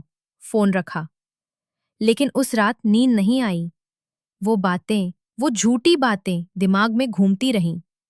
इस इंडस्ट्री में लोग कितनी आसानी से झूठ फैलाते हैं, और एक बार झूठ फैल जाए तो सच को सुनने वाले कम हो जाते हैं। अगले दिन मैं रमेश जी के दफ्तर गई, बिना बुलाए। वो अंदर थे। विकास ने मुझे बताया कि वो व्यस्त हैं। मैंने कहा, बस 5 मिनट। अंदर गई। रमेश जी ने देखा। प्रिया? मैं उनके सामने खड़ी रही। पिताजी, मैंने कहा, जो लोग कह रहे हैं वो झूठ है। आप जानते हैं, मैं जानती हूं, लेकिन मैं आपसे एक बात कहना चाहती हूं। कहो। अगर किसी दिन आपको लगे कि मैं आपकी उम्मीद पर खरी नहीं उतरी, तो मुझे बताइएगा, सीधे। मुझे झूठी तसल्ली नहीं चाहिए। रमेश जी ने मुझे देखा। और अगर आपको लगे कि ये रिश्ता, ये जो हमारे बीच का रिश्ता है, कभी बोझ बन जाए, तो मुझे बताइएगा, मैं समझूंगी। रमेश जी उठे। उन्होंने मेरे सिर पर हाथ रखा। प्रिया, उनकी आवाज भारी थी। मुझे अफसोस है कि मैंने अनु के लिए ये नहीं कहा था कि बेटा तू जो भी बने, मुझे खुशी है। मुझे अफसोस है। वो रुके। लेकिन अब जो रिश्ता है, वो बोझ नहीं है। वो चीज है जो मुझे हर सुबह उठने का कारण देती है। समझी? मेरी आंखें भर आईं। जी पिताजी। उन्होंने हाथ हटाया। वापस कुर्सी पर बैठे। फाइल उठाई। अब जाओ, दूसरे गाने की रिकॉर्डिंग कल है। मैं मुस्कुराते हुए निकल गई। उस दिन के बाद राजीव कपूर की बातों ने मुझे परेशान करना बंद कर दिया। नहीं कि वो बंद हो गई थीं, वो जारी थीं। लेकिन जब आप जानते हो कि आप कौन हैं और आपके साथ सही लोग हों, तो झूठ की आवाज धीमी हो जाती है। दूसरा गाना रिकॉर्ड हुआ। फिर तीसरा। 1 साल में 5 गाने। हर गाने के साथ आवाज पहुंचती गई। पहले मुंबई में, फिर महाराष्ट्र में, फिर पूरे देश में। लोग मुझे जानने लगे। सड़कों पर कभी कभी कोई पहचान लेता था। अरे आप प्रिया शर्मा हैं। मैं हाँ करती थी और वो इतने खुश हो जाते थे जैसे किसी पुराने दोस्त से मिले हों। रेखा का एक दिन फोन आया। वो रो रही थी। क्या हुआ? मैंने घबराकर पूछा। कुछ नहीं, वो रोते रोते हंसी। बस प्रिया, आज बस में एक लड़की तेरा गाना गुनगुना रही थी और उसे पता नहीं था कि मैं तेरी दोस्त हूं। मैं चुप रही और मैं रोक नहीं पाई खुद को। रेखा ने कहा, तेरा गाना किसी अजनबी की जबान पर था। उस पल मुझे वो पहली बार याद आया जब उस औरत ने सुरंग में मेरे लिए 10 रुपए का सिक्का रखा था। वो पल और ये पल, दोनों में एक ही बात थी, किसी अजनबी का मेरी आवाज से जुड़ना। शायद यही संगीत है। उन दिनों एक और इंसान मेरी जिंदगी में आया। अर्जुन। अर्जुन मेहरा, एक साउंड इंजीनियर।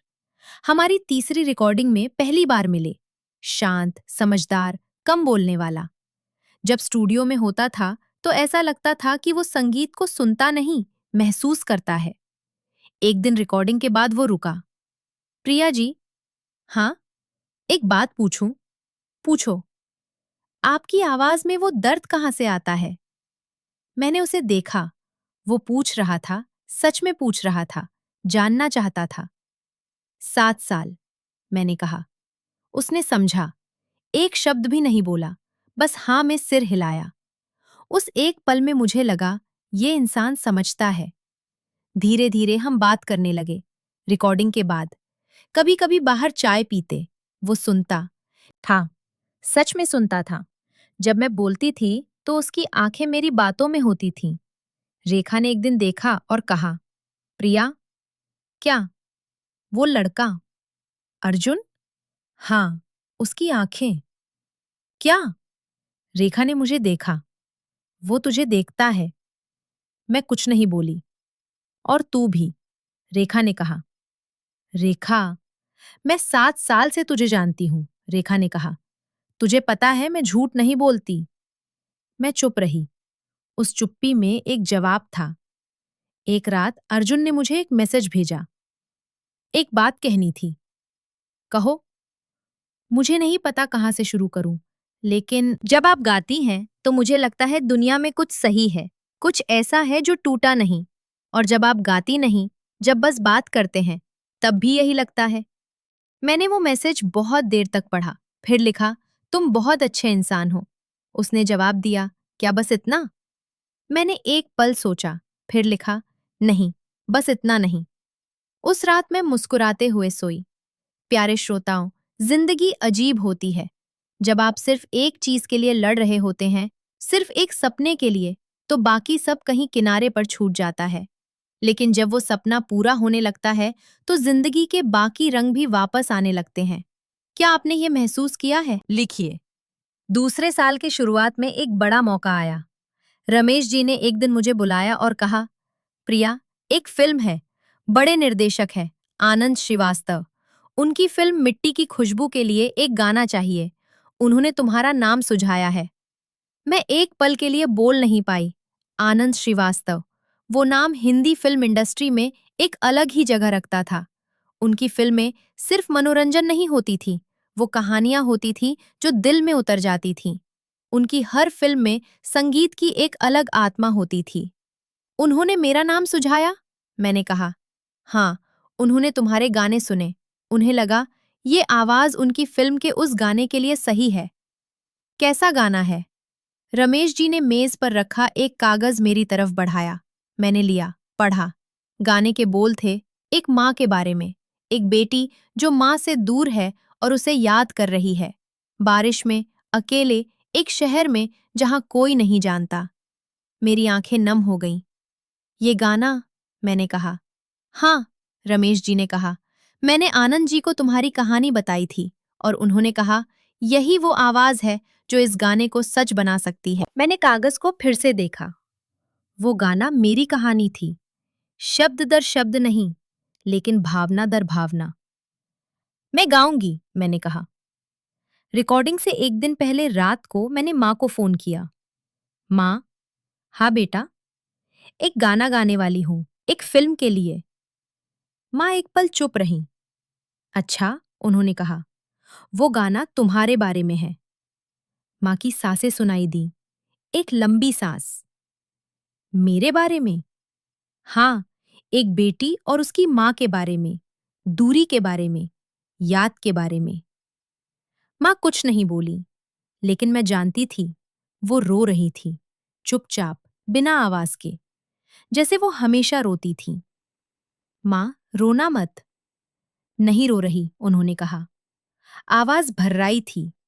मैं भी रो रही थी, लेकिन हम दोनों एक दूसरे से छुपा रही थीं। माँ, हाँ, मैंने कहा था पहला गाना तुम्हारे नाम करूंगी। ये पांचवा है, लेकिन ये पहला है जो सच में तुम्हारा है। माँ की आवाज कांपी। भगवान तुझे खुश रखे बेटा। अगले दिन रिकॉर्डिंग थी। स्टूडियो में घुसी, अर्जुन वहां था। उसने मुझे देखा और मुस्कुराया। उस मुस्कुराहट में एक तसल्ली थी जो बिना शब्दों के मिलती है। आनंद श्रीवास्तव भी वहां थे, लंबे, पतले, सफेद दाढ़ी वाले। उन्होंने मुझे देखा और कहा, तुम्हारी आंखों में वो दर्द है जो इस गाने को चाहिए। मैंने बस इतना कहा, ये गाना मेरी माँ के लिए है। उन्होंने हाँ में सिर हिलाया और कुछ नहीं कहा। ईयरफोन लगाए, माइक के सामने खड़ी हुई। धुन बजी और मैंने गाया। पहला टेक, एक बार में। जब खत्म हुआ तो स्टूडियो में चुप्पी थी। अर्जुन ने अपने हेडफोन उतारे। उसकी आंखें भरी थीं। आनंद जी ने कहा, बस, और नहीं चाहिए। वो गाना फिल्म में गया। फिल्म रिलीज हुई और उस गाने ने जो किया वो मैंने सोचा नहीं था। फिल्म देखने वाले लोग सिनेमा घरों में रोने लगे। वो एक गाना था, 4 मिनट का, लेकिन उन 4 मिनटों में न जाने कितनी माएँ थीं, कितनी बेटियां थीं जो दूर थीं और पास आ गई थीं उस गाने के जरिए।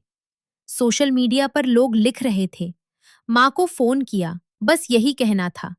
आज पहली बार माँ को बोला, आई लव यू। इस गाने ने मुझे घर जाने पर मजबूर कर दिया। एक संगीत समारोह में मुझे बेस्ट प्लेबैक सिंगर का पुरस्कार मिला। जब मैं स्टेज पर गई और माइक हाथ में लिया तो हजारों लोगों की भीड़ थी, रोशनियां थीं, कैमरे थे, चकाचौंध थी। लेकिन मुझे दिखी सिर्फ एक चीज। सामने पहली पंक्ति में रमेश जी बैठे थे। उनकी आंखें भरी थीं। उन्होंने मुझे देखा और बस मुस्कुराए। मैंने माइक पर कहा, ये पुरस्कार उन 7 सालों के लिए है जो मैंने एक सुरंग में बिताए, और उन सभी के लिए जो अभी भी किसी सुरंग में खड़े हैं, गा रहे हैं, लड़ रहे हैं, टूट नहीं रहे। रुकना मत।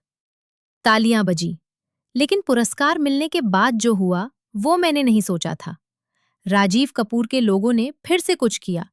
इस बार वो पुरस्कार समारोह की एक झलकी निकाली, जिसमें मैं और रमेश जी एक साथ थे, और उस पर एक कैप्शन लगाया, क्या ये पुरस्कार सच में मेरिट पर मिला या किसी बूढ़े प्रोड्यूसर की सिफारिश पर? वो पोस्ट वायरल होने लगी। लोग कमेंट करने लगे। कुछ ने बुरा लिखा, कुछ ने मेरा बचाव किया, कुछ ने रमेश जी के बारे में बेहद गलत बातें लिखी। मैंने वो सब पढ़ा। रात को, अकेले। रेखा सो रही थी। अर्जुन का मैसेज आया। देखा? हाँ। ठीक हो? मैंने एक पल सोचा। नहीं, मैंने लिखा। बात करें? नहीं, बस एक काम करो। क्या? कुछ मत कहो, बस यहां रहो। थोड़ी देर बाद उसका जवाब आया। उस रात मैंने एक फैसला किया। अगले दिन मैंने सोशल मीडिया पर एक वीडियो डाली। उसमें मैंने कुछ नहीं बोला, बस गाया। वही पुरानी ठुमरी, बाबुल मोरा। उसी सुरंग में जाकर, जहां 7 साल गाई थी। उसी जगह, उन्हीं दीवारों के बीच। वीडियो के नीचे लिखा, 7 साल यहां गाई। कोई सिफारिश नहीं थी, बस ये दीवारें थीं और एक आवाज। वो वीडियो एक रात में 1 करोड़ से ज्यादा लोगों ने देखी। राजीव कपूर की पोस्ट डूब गई। लेकिन उस सब से परे, उस वीडियो से एक और चीज हुई। उस सुरंग में जब मैं गा रही थी, तो एक छोटी सी लड़की रुक गई थी, कोई 10 साल की। उसने मुझे ध्यान से सुना। गाना खत्म होने पर उसने पूछा, दीदी, आप बड़ी गायिका हो? मैंने उसे देखा। उसकी आंखों में एक चमक थी जो मुझे पहचानी लगी। हाँ, मैंने कहा। मैं भी गाती हूं, उसने कहा। सच में? हाँ, लेकिन घर में कोई नहीं सुनता। उस पल मुझे माँ याद आई। वो माँ जो रुक जाती थी जब मैं गाती थी, और वो घर जहां कोई नहीं सुनता। गाओ, मैंने कहा। उस लड़की ने एक हिंदी फिल्मी गाना गाया। आवाज कच्ची थी, बेतरतीब थी, लेकिन उसमें एक जान थी। मैंने उसकी माँ को, जो थोड़ी दूर खड़ी थी, बुलाया। इसे सिखाइए, मैंने कहा। इसकी आवाज में कुछ है। उस माँ की आंखें भर आईं। मुझे उस पल समझ आया, रमेश जी ने जो मेरे साथ किया था, वो सिर्फ मुझे देने के लिए नहीं था। वो एक सिलसिला था जो आगे बढ़ना था। उन्हीं दिनों अर्जुन ने मुझसे एक रात एक सवाल पूछा। हम दोनों एक छोटे से रेस्तरां में थे। बारिश हो रही थी बाहर। खिड़की से पानी की बूंदें कांच पर बह रही थीं। प्रिया, हाँ, अगर मैं कुछ कहूं और तुम्हें पसंद ना आए, तो दोस्ती टूटेगी? मैंने उसे देखा। उसकी आंखें खिड़की पर थीं। नहीं टूटेगी। यकीन? हाँ। उसने एक लंबी सांस ली। मुझे तुम्हारी परवाह है, बहुत ज्यादा, उसने कहा। और मैं नहीं जानता इसे क्या कहूं, लेकिन जब तुम नहीं होती तो कुछ खाली लगता है, और जब होती हो तो लगता है सब ठीक है। बारिश की आवाज थी बाहर। अर्जुन, मैंने कहा। हाँ। 7 साल मैंने बस एक चीज के लिए लड़ी। उस एक चीज में कोई और नहीं था, सिर्फ संगीत था। और मुझे डर था कि अगर कोई और आया तो वो संगीत से ध्यान हटेगा। वो चुप रहा। लेकिन तुम्हारे साथ ऐसा नहीं होता, मैंने कहा। तुम्हारे साथ संगीत और गहरा हो जाता है। अर्जुन ने खिड़की से नजरें हटाकर मेरी तरफ देखा। मतलब? मैंने मुस्कुराया। मतलब तुम समझ गए, वो मुस्कुराया। और बाहर बारिश होती रही। उस रात घर आई। रेखा जागी हुई थी। कहाँ थी? उसने पूछा। अर्जुन के साथ। रेखा ने मुझे देखा। मेरे चेहरे पर जो था उसे पढ़ लिया। अच्छा हुआ, उसने बस इतना कहा, और सो गई। मैं भी लेट गई। छत पर मुन्नी थी, वही छिपकली, हमेशा की तरह। मैंने उसे देखा और मन ही मन कहा, मुन्नी, जिंदगी अच्छी हो रही है। मुन्नी ने एक मक्खी खाई। जवाब शायद यही था। उन्हीं दिनों रमेश जी की तबीयत थोड़ी खराब हुई। 1 हफ्ते वो दफ्तर नहीं आए। विकास ने बताया, साहब को बुखार है। लेकिन उनके चेहरे पर एक चिंता थी, जो सिर्फ बुखार के लिए नहीं थी। मैं उनके घर गई। रमेश जी एक बड़े से घर में रहते थे, जुहू में। घर सुंदर था, लेकिन खाली था। एक आदमी का घर जो अकेला रहता है, बड़े कमरे, लेकिन उनमें एक सन्नाटा था। एक कमरे का दरवाजा बंद था। मैंने विकास से पूछा, वो कमरा? विकास ने धीरे से कहा, अनुराधा जी का कमरा था। उस बंद दरवाजे को देखकर मेरा दिल भारी हो गया। रमेश जी बिस्तर पर थे। देखकर थोड़ा चौंके। तुम? आपको देखने आई थी, मैंने कहा। अरे बस बुखार है, कुछ नहीं। खाना खाया? हाँ। झूठ, विकास ने पीछे से कहा और हंसते हुए निकल गया। मैंने रमेश जी को देखा। मैं बना देती हूँ। तुम्हें नहीं, पिताजी, मैंने कहा। बीमार होने पर बहस नहीं करते। वो एक पल चुप रहे, फिर हल्का सा मुस्कुराए। ठीक है। मैं रसोई में गई, सामान देखा। दाल थी, चावल था, सब्जी कुछ थी। मैंने खिचड़ी बनाई, साधारण, हल्की, और ऊपर से थोड़ा घी। रमेश जी को लाकर दी। उन्होंने एक चम्मच खाया, रुके। ये खिचड़ी, उन्होंने कहा। क्या हुआ? ठीक नहीं बनी? नहीं। वो एक पल चुके। ये बिल्कुल वैसी है जैसी अनु बनाती थी। कमरे में एक खामोशी आ गई। जब मैं बीमार होता था तो वो यही बनाती थी, उन्होंने कहा। उनकी आवाज में एक दर्द था जो कभी पूरी तरह जाता नहीं, और बिल्कुल इसी तरह, घी डालकर। मैं कुछ नहीं बोली। हम दोनों चुप बैठे रहे। फिर रमेश जी ने कहा, प्रिया, एक बात पूछूं? पूछिए। तुम्हें कभी लगता है कि मैं तुम्हें अनु की जगह देखता हूं? सवाल सीधा था। मैंने सोचा, सच में सोचा। शायद पहले लगता था, मैंने कहा, लेकिन अब नहीं। क्यों? क्योंकि जो रिश्ता है हमारे बीच, वो अनु और आपके रिश्ते की नकल नहीं है। वो अपना है, अलग है। मैं अनु नहीं हूं, और आप चाहते भी नहीं कि मैं अनु बनूं। रमेश जी ने मुझे देखा। तुम कैसे जानती हो? क्योंकि आपने कभी मुझसे अनु जैसा बनने को नहीं कहा। आपने हमेशा मुझसे प्रिया बनने को कहा। वो चुप रहे। एक लंबी गहरी चुप्पी। हाँ, उन्होंने आखिर में कहा, तुम सही हो। उस दिन मैं उनके घर पर काफी देर रही। उन्होंने खाना खाया। हम बातें करते रहे, संगीत की, जिंदगी की, अनु की भी। पहली बार उन्होंने अनु के बारे में खुलकर बात की। वो बहुत जिद्दी थी, रमेश जी ने कहा, एक हल्की मुस्कुराहट के साथ। एक बार जो ठान लेती, वो करके दिखाती। मुझ पर गई थी। आप पर? हाँ, वो हंसे। मैं भी ऐसा ही था जवानी में। अपने पिताजी से लड़ा था। मैं संगीत में जाऊंगा और कुछ नहीं। उन्होंने मना किया। मैंने नहीं सुना। और और आज वर्मा म्यूजिक है, उन्होंने कहा।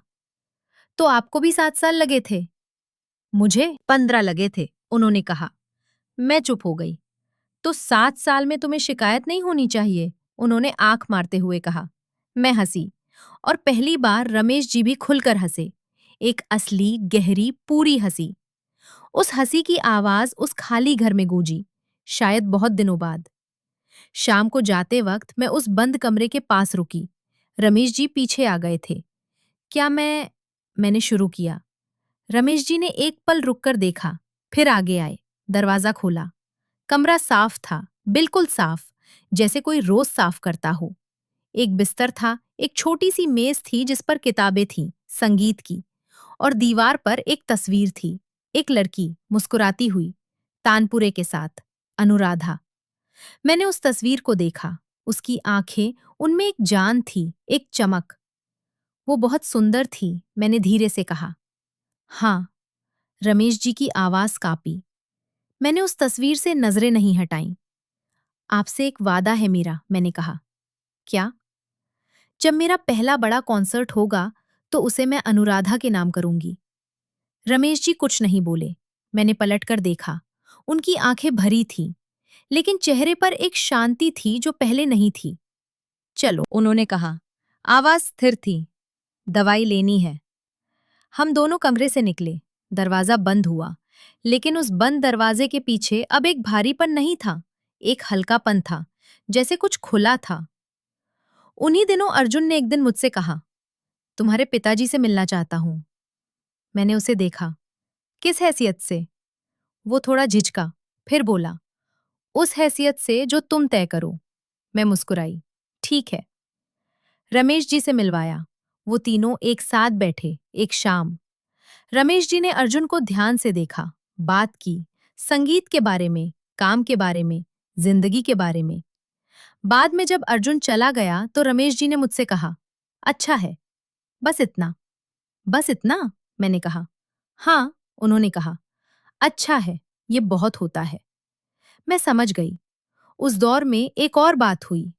माँ की तबीयत फिर खराब हुई, इस बार ज्यादा। डॉक्टर ने कहा ऑपरेशन होगा, 1 लाख से ऊपर का खर्च। इस बार मेरे पास पैसे थे, मैंने तुरंत भेजे, और इस बार मैं भी गई।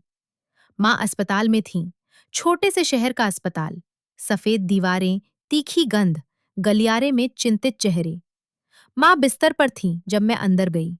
उन्होंने मुझे देखा, उनकी आंखें भर आईं। आ गई, उन्होंने कहा। हाँ माँ। मैं उनके पास बैठ गई, उनका हाथ थाम लिया।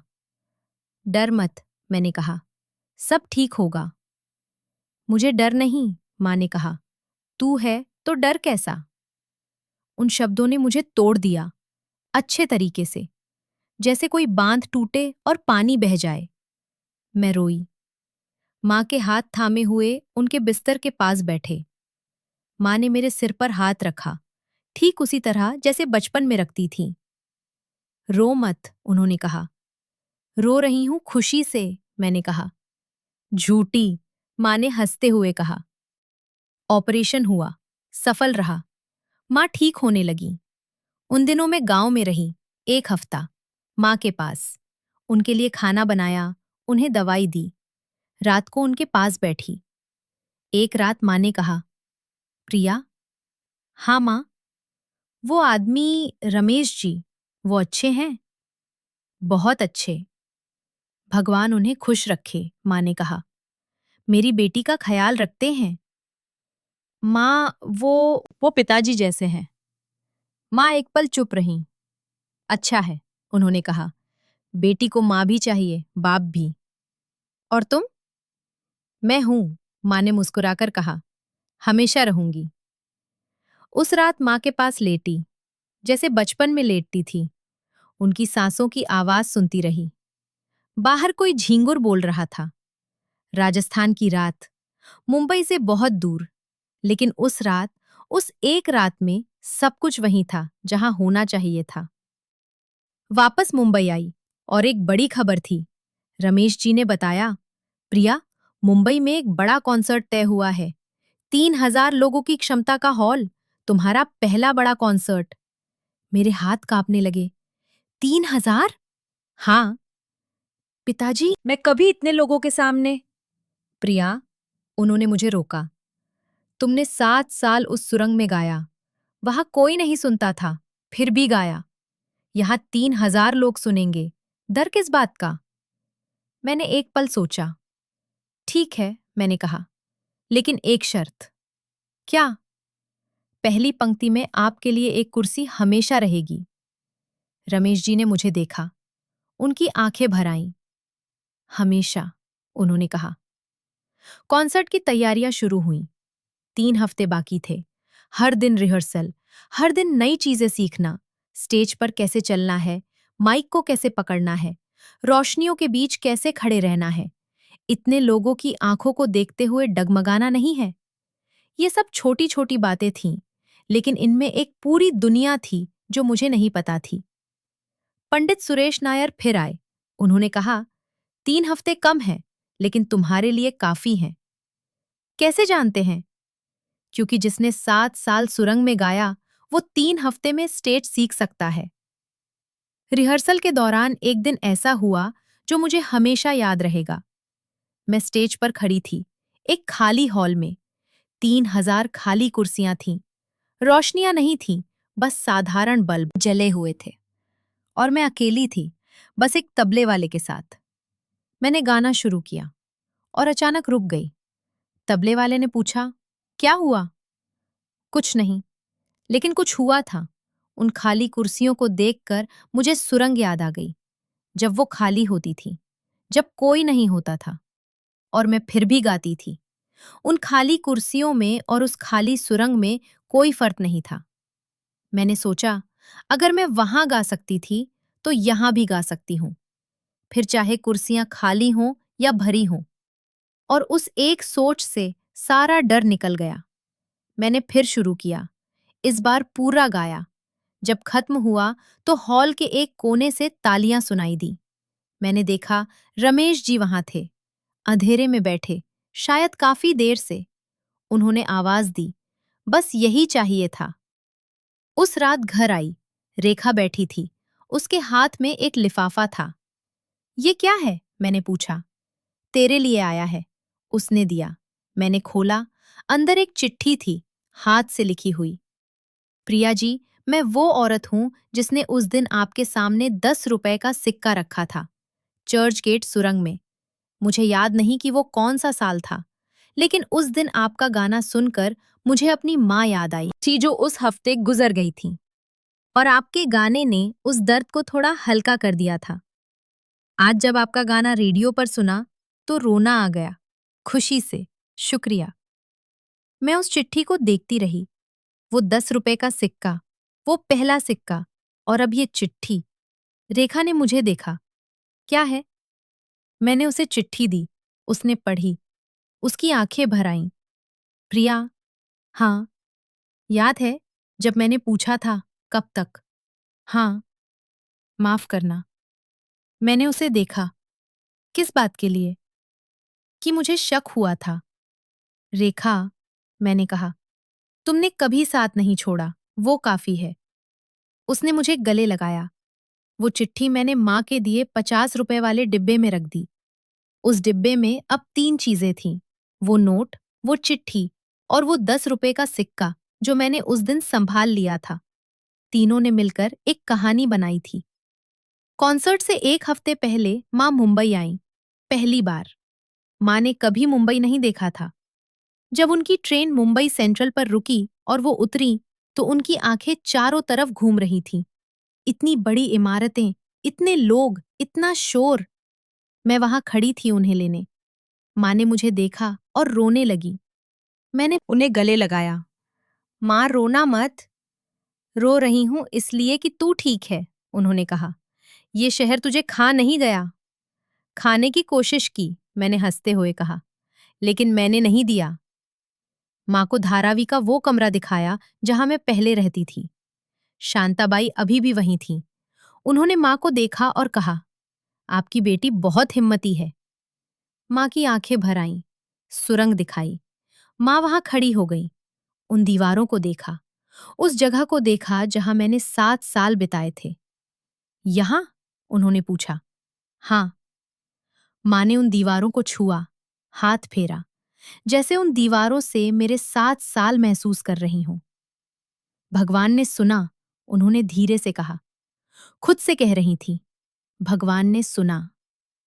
फिर माँ को रमेश जी के पास ले गई। वो दफ्तर में थे। माँ ने उन्हें देखा। रमेश जी ने माँ को देखा। माँ ने हाथ जोड़े, प्रणाम।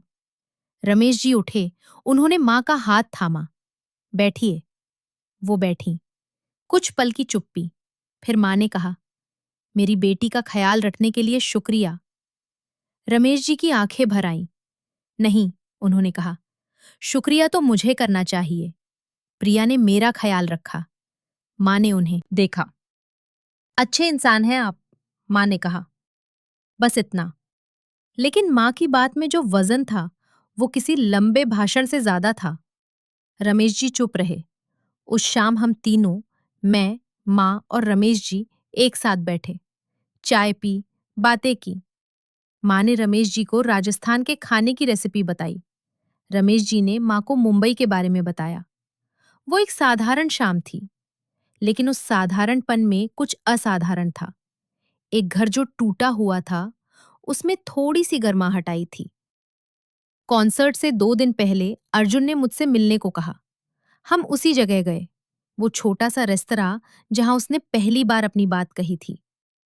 बाहर इस बार भी बारिश थी। मुंबई में जुलाई की बारिश, जो आती है और जाती नहीं। घबराई हुई हो? उसने पूछा। थोड़ी। झूठ। मैं हंसी। बहुत। कॉन्सर्ट के बारे में? हाँ, और एक और बात। क्या? मैंने एक पल लिया। अर्जुन, तुम जानते हो, मेरी जिंदगी में सब कुछ संगीत के इर्द गिर्द है और आगे भी रहेगा। ये नहीं बदलेगा। जानता हूं।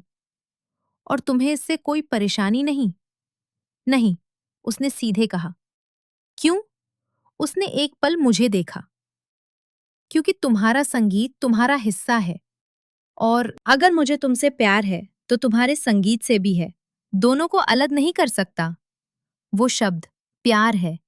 पहली बार उसने ऐसे कहे, सीधे, बिना झिझक। बाहर बारिश तेज हो गई। अर्जुन, हाँ, मुझे भी। उसने मुस्कुराया। उस मुस्कुराहट में एक राहत थी जो बहुत दिनों से जमा थी। कॉन्सर्ट के बाद बात करते हैं, उसने कहा। किस बारे में? आगे के बारे में। मैंने उसे देखा। ठीक है।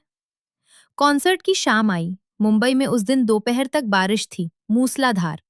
मैंने सोचा लोग आएंगे कैसे, लेकिन शाम होते होते बारिश थम गई। आसमान साफ हुआ और मुंबई की वो अजीब खूबसूरती दिखी। बारिश के बाद जब हर चीज धुली धुली होती है और हवा में एक ताजगी होती है। हॉल के बाहर लोग आने लगे, एक एक करके, फिर दो दो, फिर भीड़। मैं पर्दे के पीछे खड़ी थी। रेखा मेरे साथ थी। सांस ले, उसने कहा। ले रही हूं। ठीक से ले। मैंने सांस ली, लंबी, गहरी। माँ भी वहां थी। उन्होंने मेरे माथे पर तिलक लगाया, दुआ मांगी।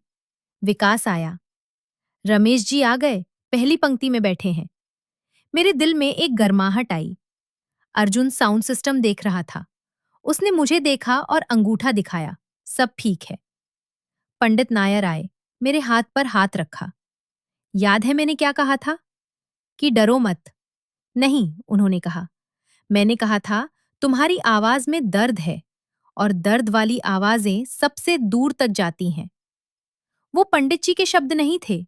वो मेरे पुराने पंडित जी के शब्द थे, रामशरण पंडित के, जिन्होंने राजस्थान में सिखाया था। मैंने वो बात रमेश जी के पंडित जी को कभी नहीं बताई थी, लेकिन उन्होंने वही कहा।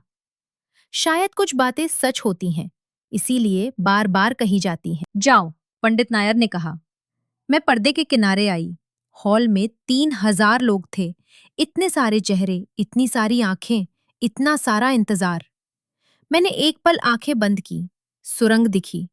वो खाली सुरंग, वो पहली शाम। माँ की आवाज सुनाई दी। जा बेटा, भगवान तेरे साथ है। आंखें खोली और मैं स्टेज पर चली गई। जब रोशनी मुझ पर पड़ी तो एक पल के लिए आंखें चौंधी आईं। हजारों लोगों की आवाज, तालियां, एक गूंज जो पूरे हॉल में भरी हुई थी। मैं माइक के पास गई, रुकी। पहली पंक्ति में देखा, रमेश जी बैठे थे। उनके बदल में एक खाली कुर्सी थी।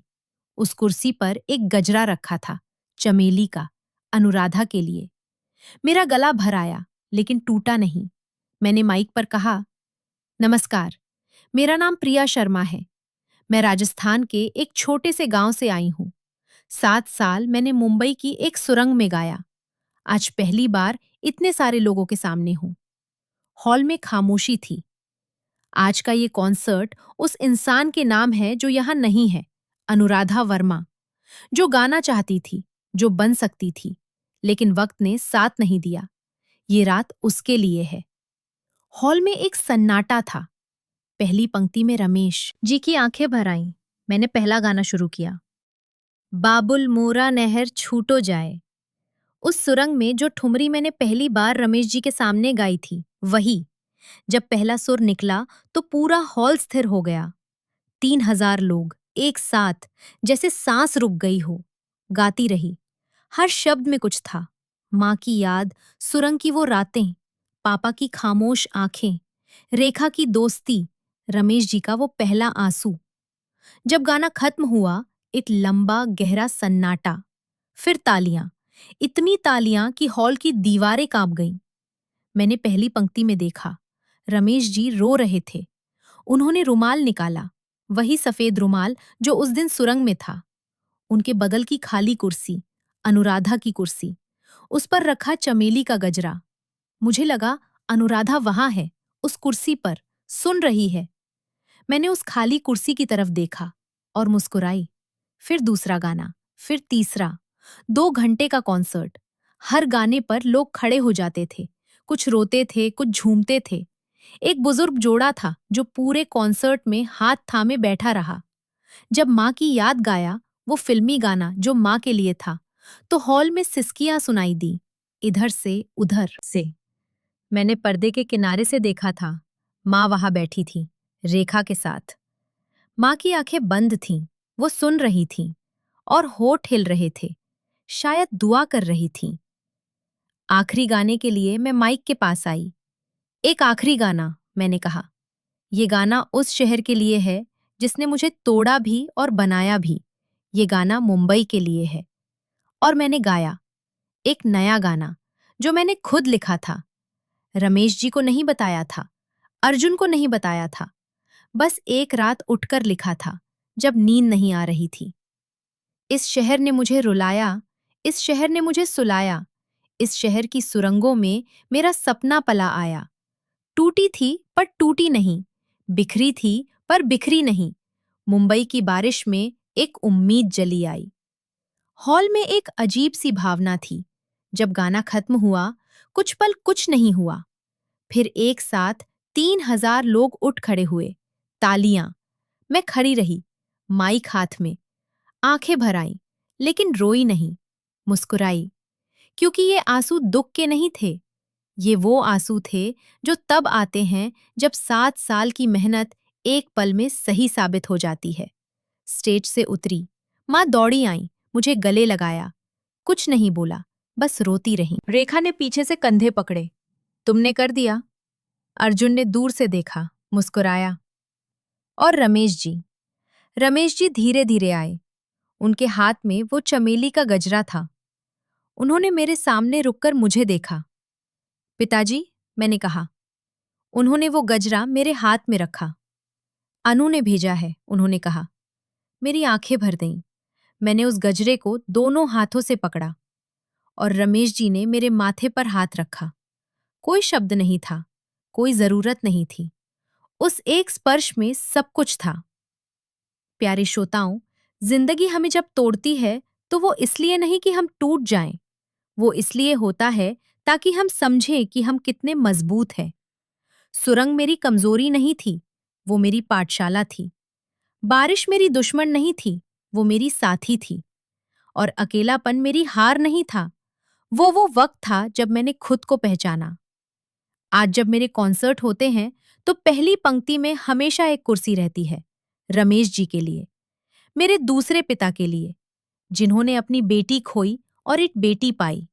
और उनके बगल में एक और कुर्सी, खाली, चमेली के गजरे के साथ, अनुराधा के लिए। क्योंकि कुछ लोग नहीं होते, लेकिन होते हैं हमेशा। माँ मुंबई आती है हर कॉन्सर्ट में, राजस्थान से।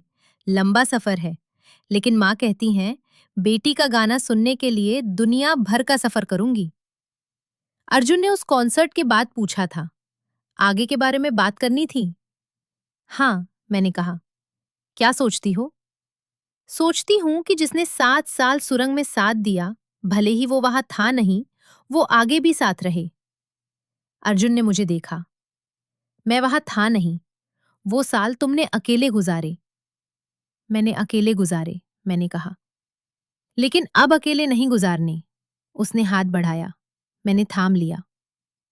बाहर मुंबई थी, रोशनियों से भरी, शोर से भरी, उस अजीब, खूबसूरत, बेरहम, ममतालू शहर की तरह जो एक साथ तोड़ता भी है और बनाता भी है। मुझे याद है जब पहली बार मुंबई आई थी, ट्रेन से उतरी थी, मुंबई सेंट्रल स्टेशन, भीड़, शोर, अजनबी चेहरे, और मैंने मन में कहा था, मैं आ गई।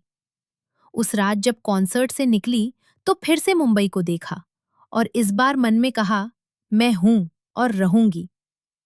वो 50 रुपए अभी भी उस डिब्बे में है, वो 10 रुपए का सिक्का भी, वो चिट्ठी भी, और एक चमेली का सूखा हुआ गजरा भी। डिब्बे में मेरी पूरी कहानी है। एक गांव की लड़की, एक शहर का सपना, 7 साल की सुरंग, एक बूढ़े आदमी के आंसू और मुंबई की बारिश, जो हमें भिगोती है लेकिन डुबोती नहीं। क्योंकि कुछ आवाजें होती हैं जो बारिश से नहीं डरती, वो बारिश में और गहरी हो जाती हैं। भाग 6 समाप्त। पूरी कहानी समाप्त।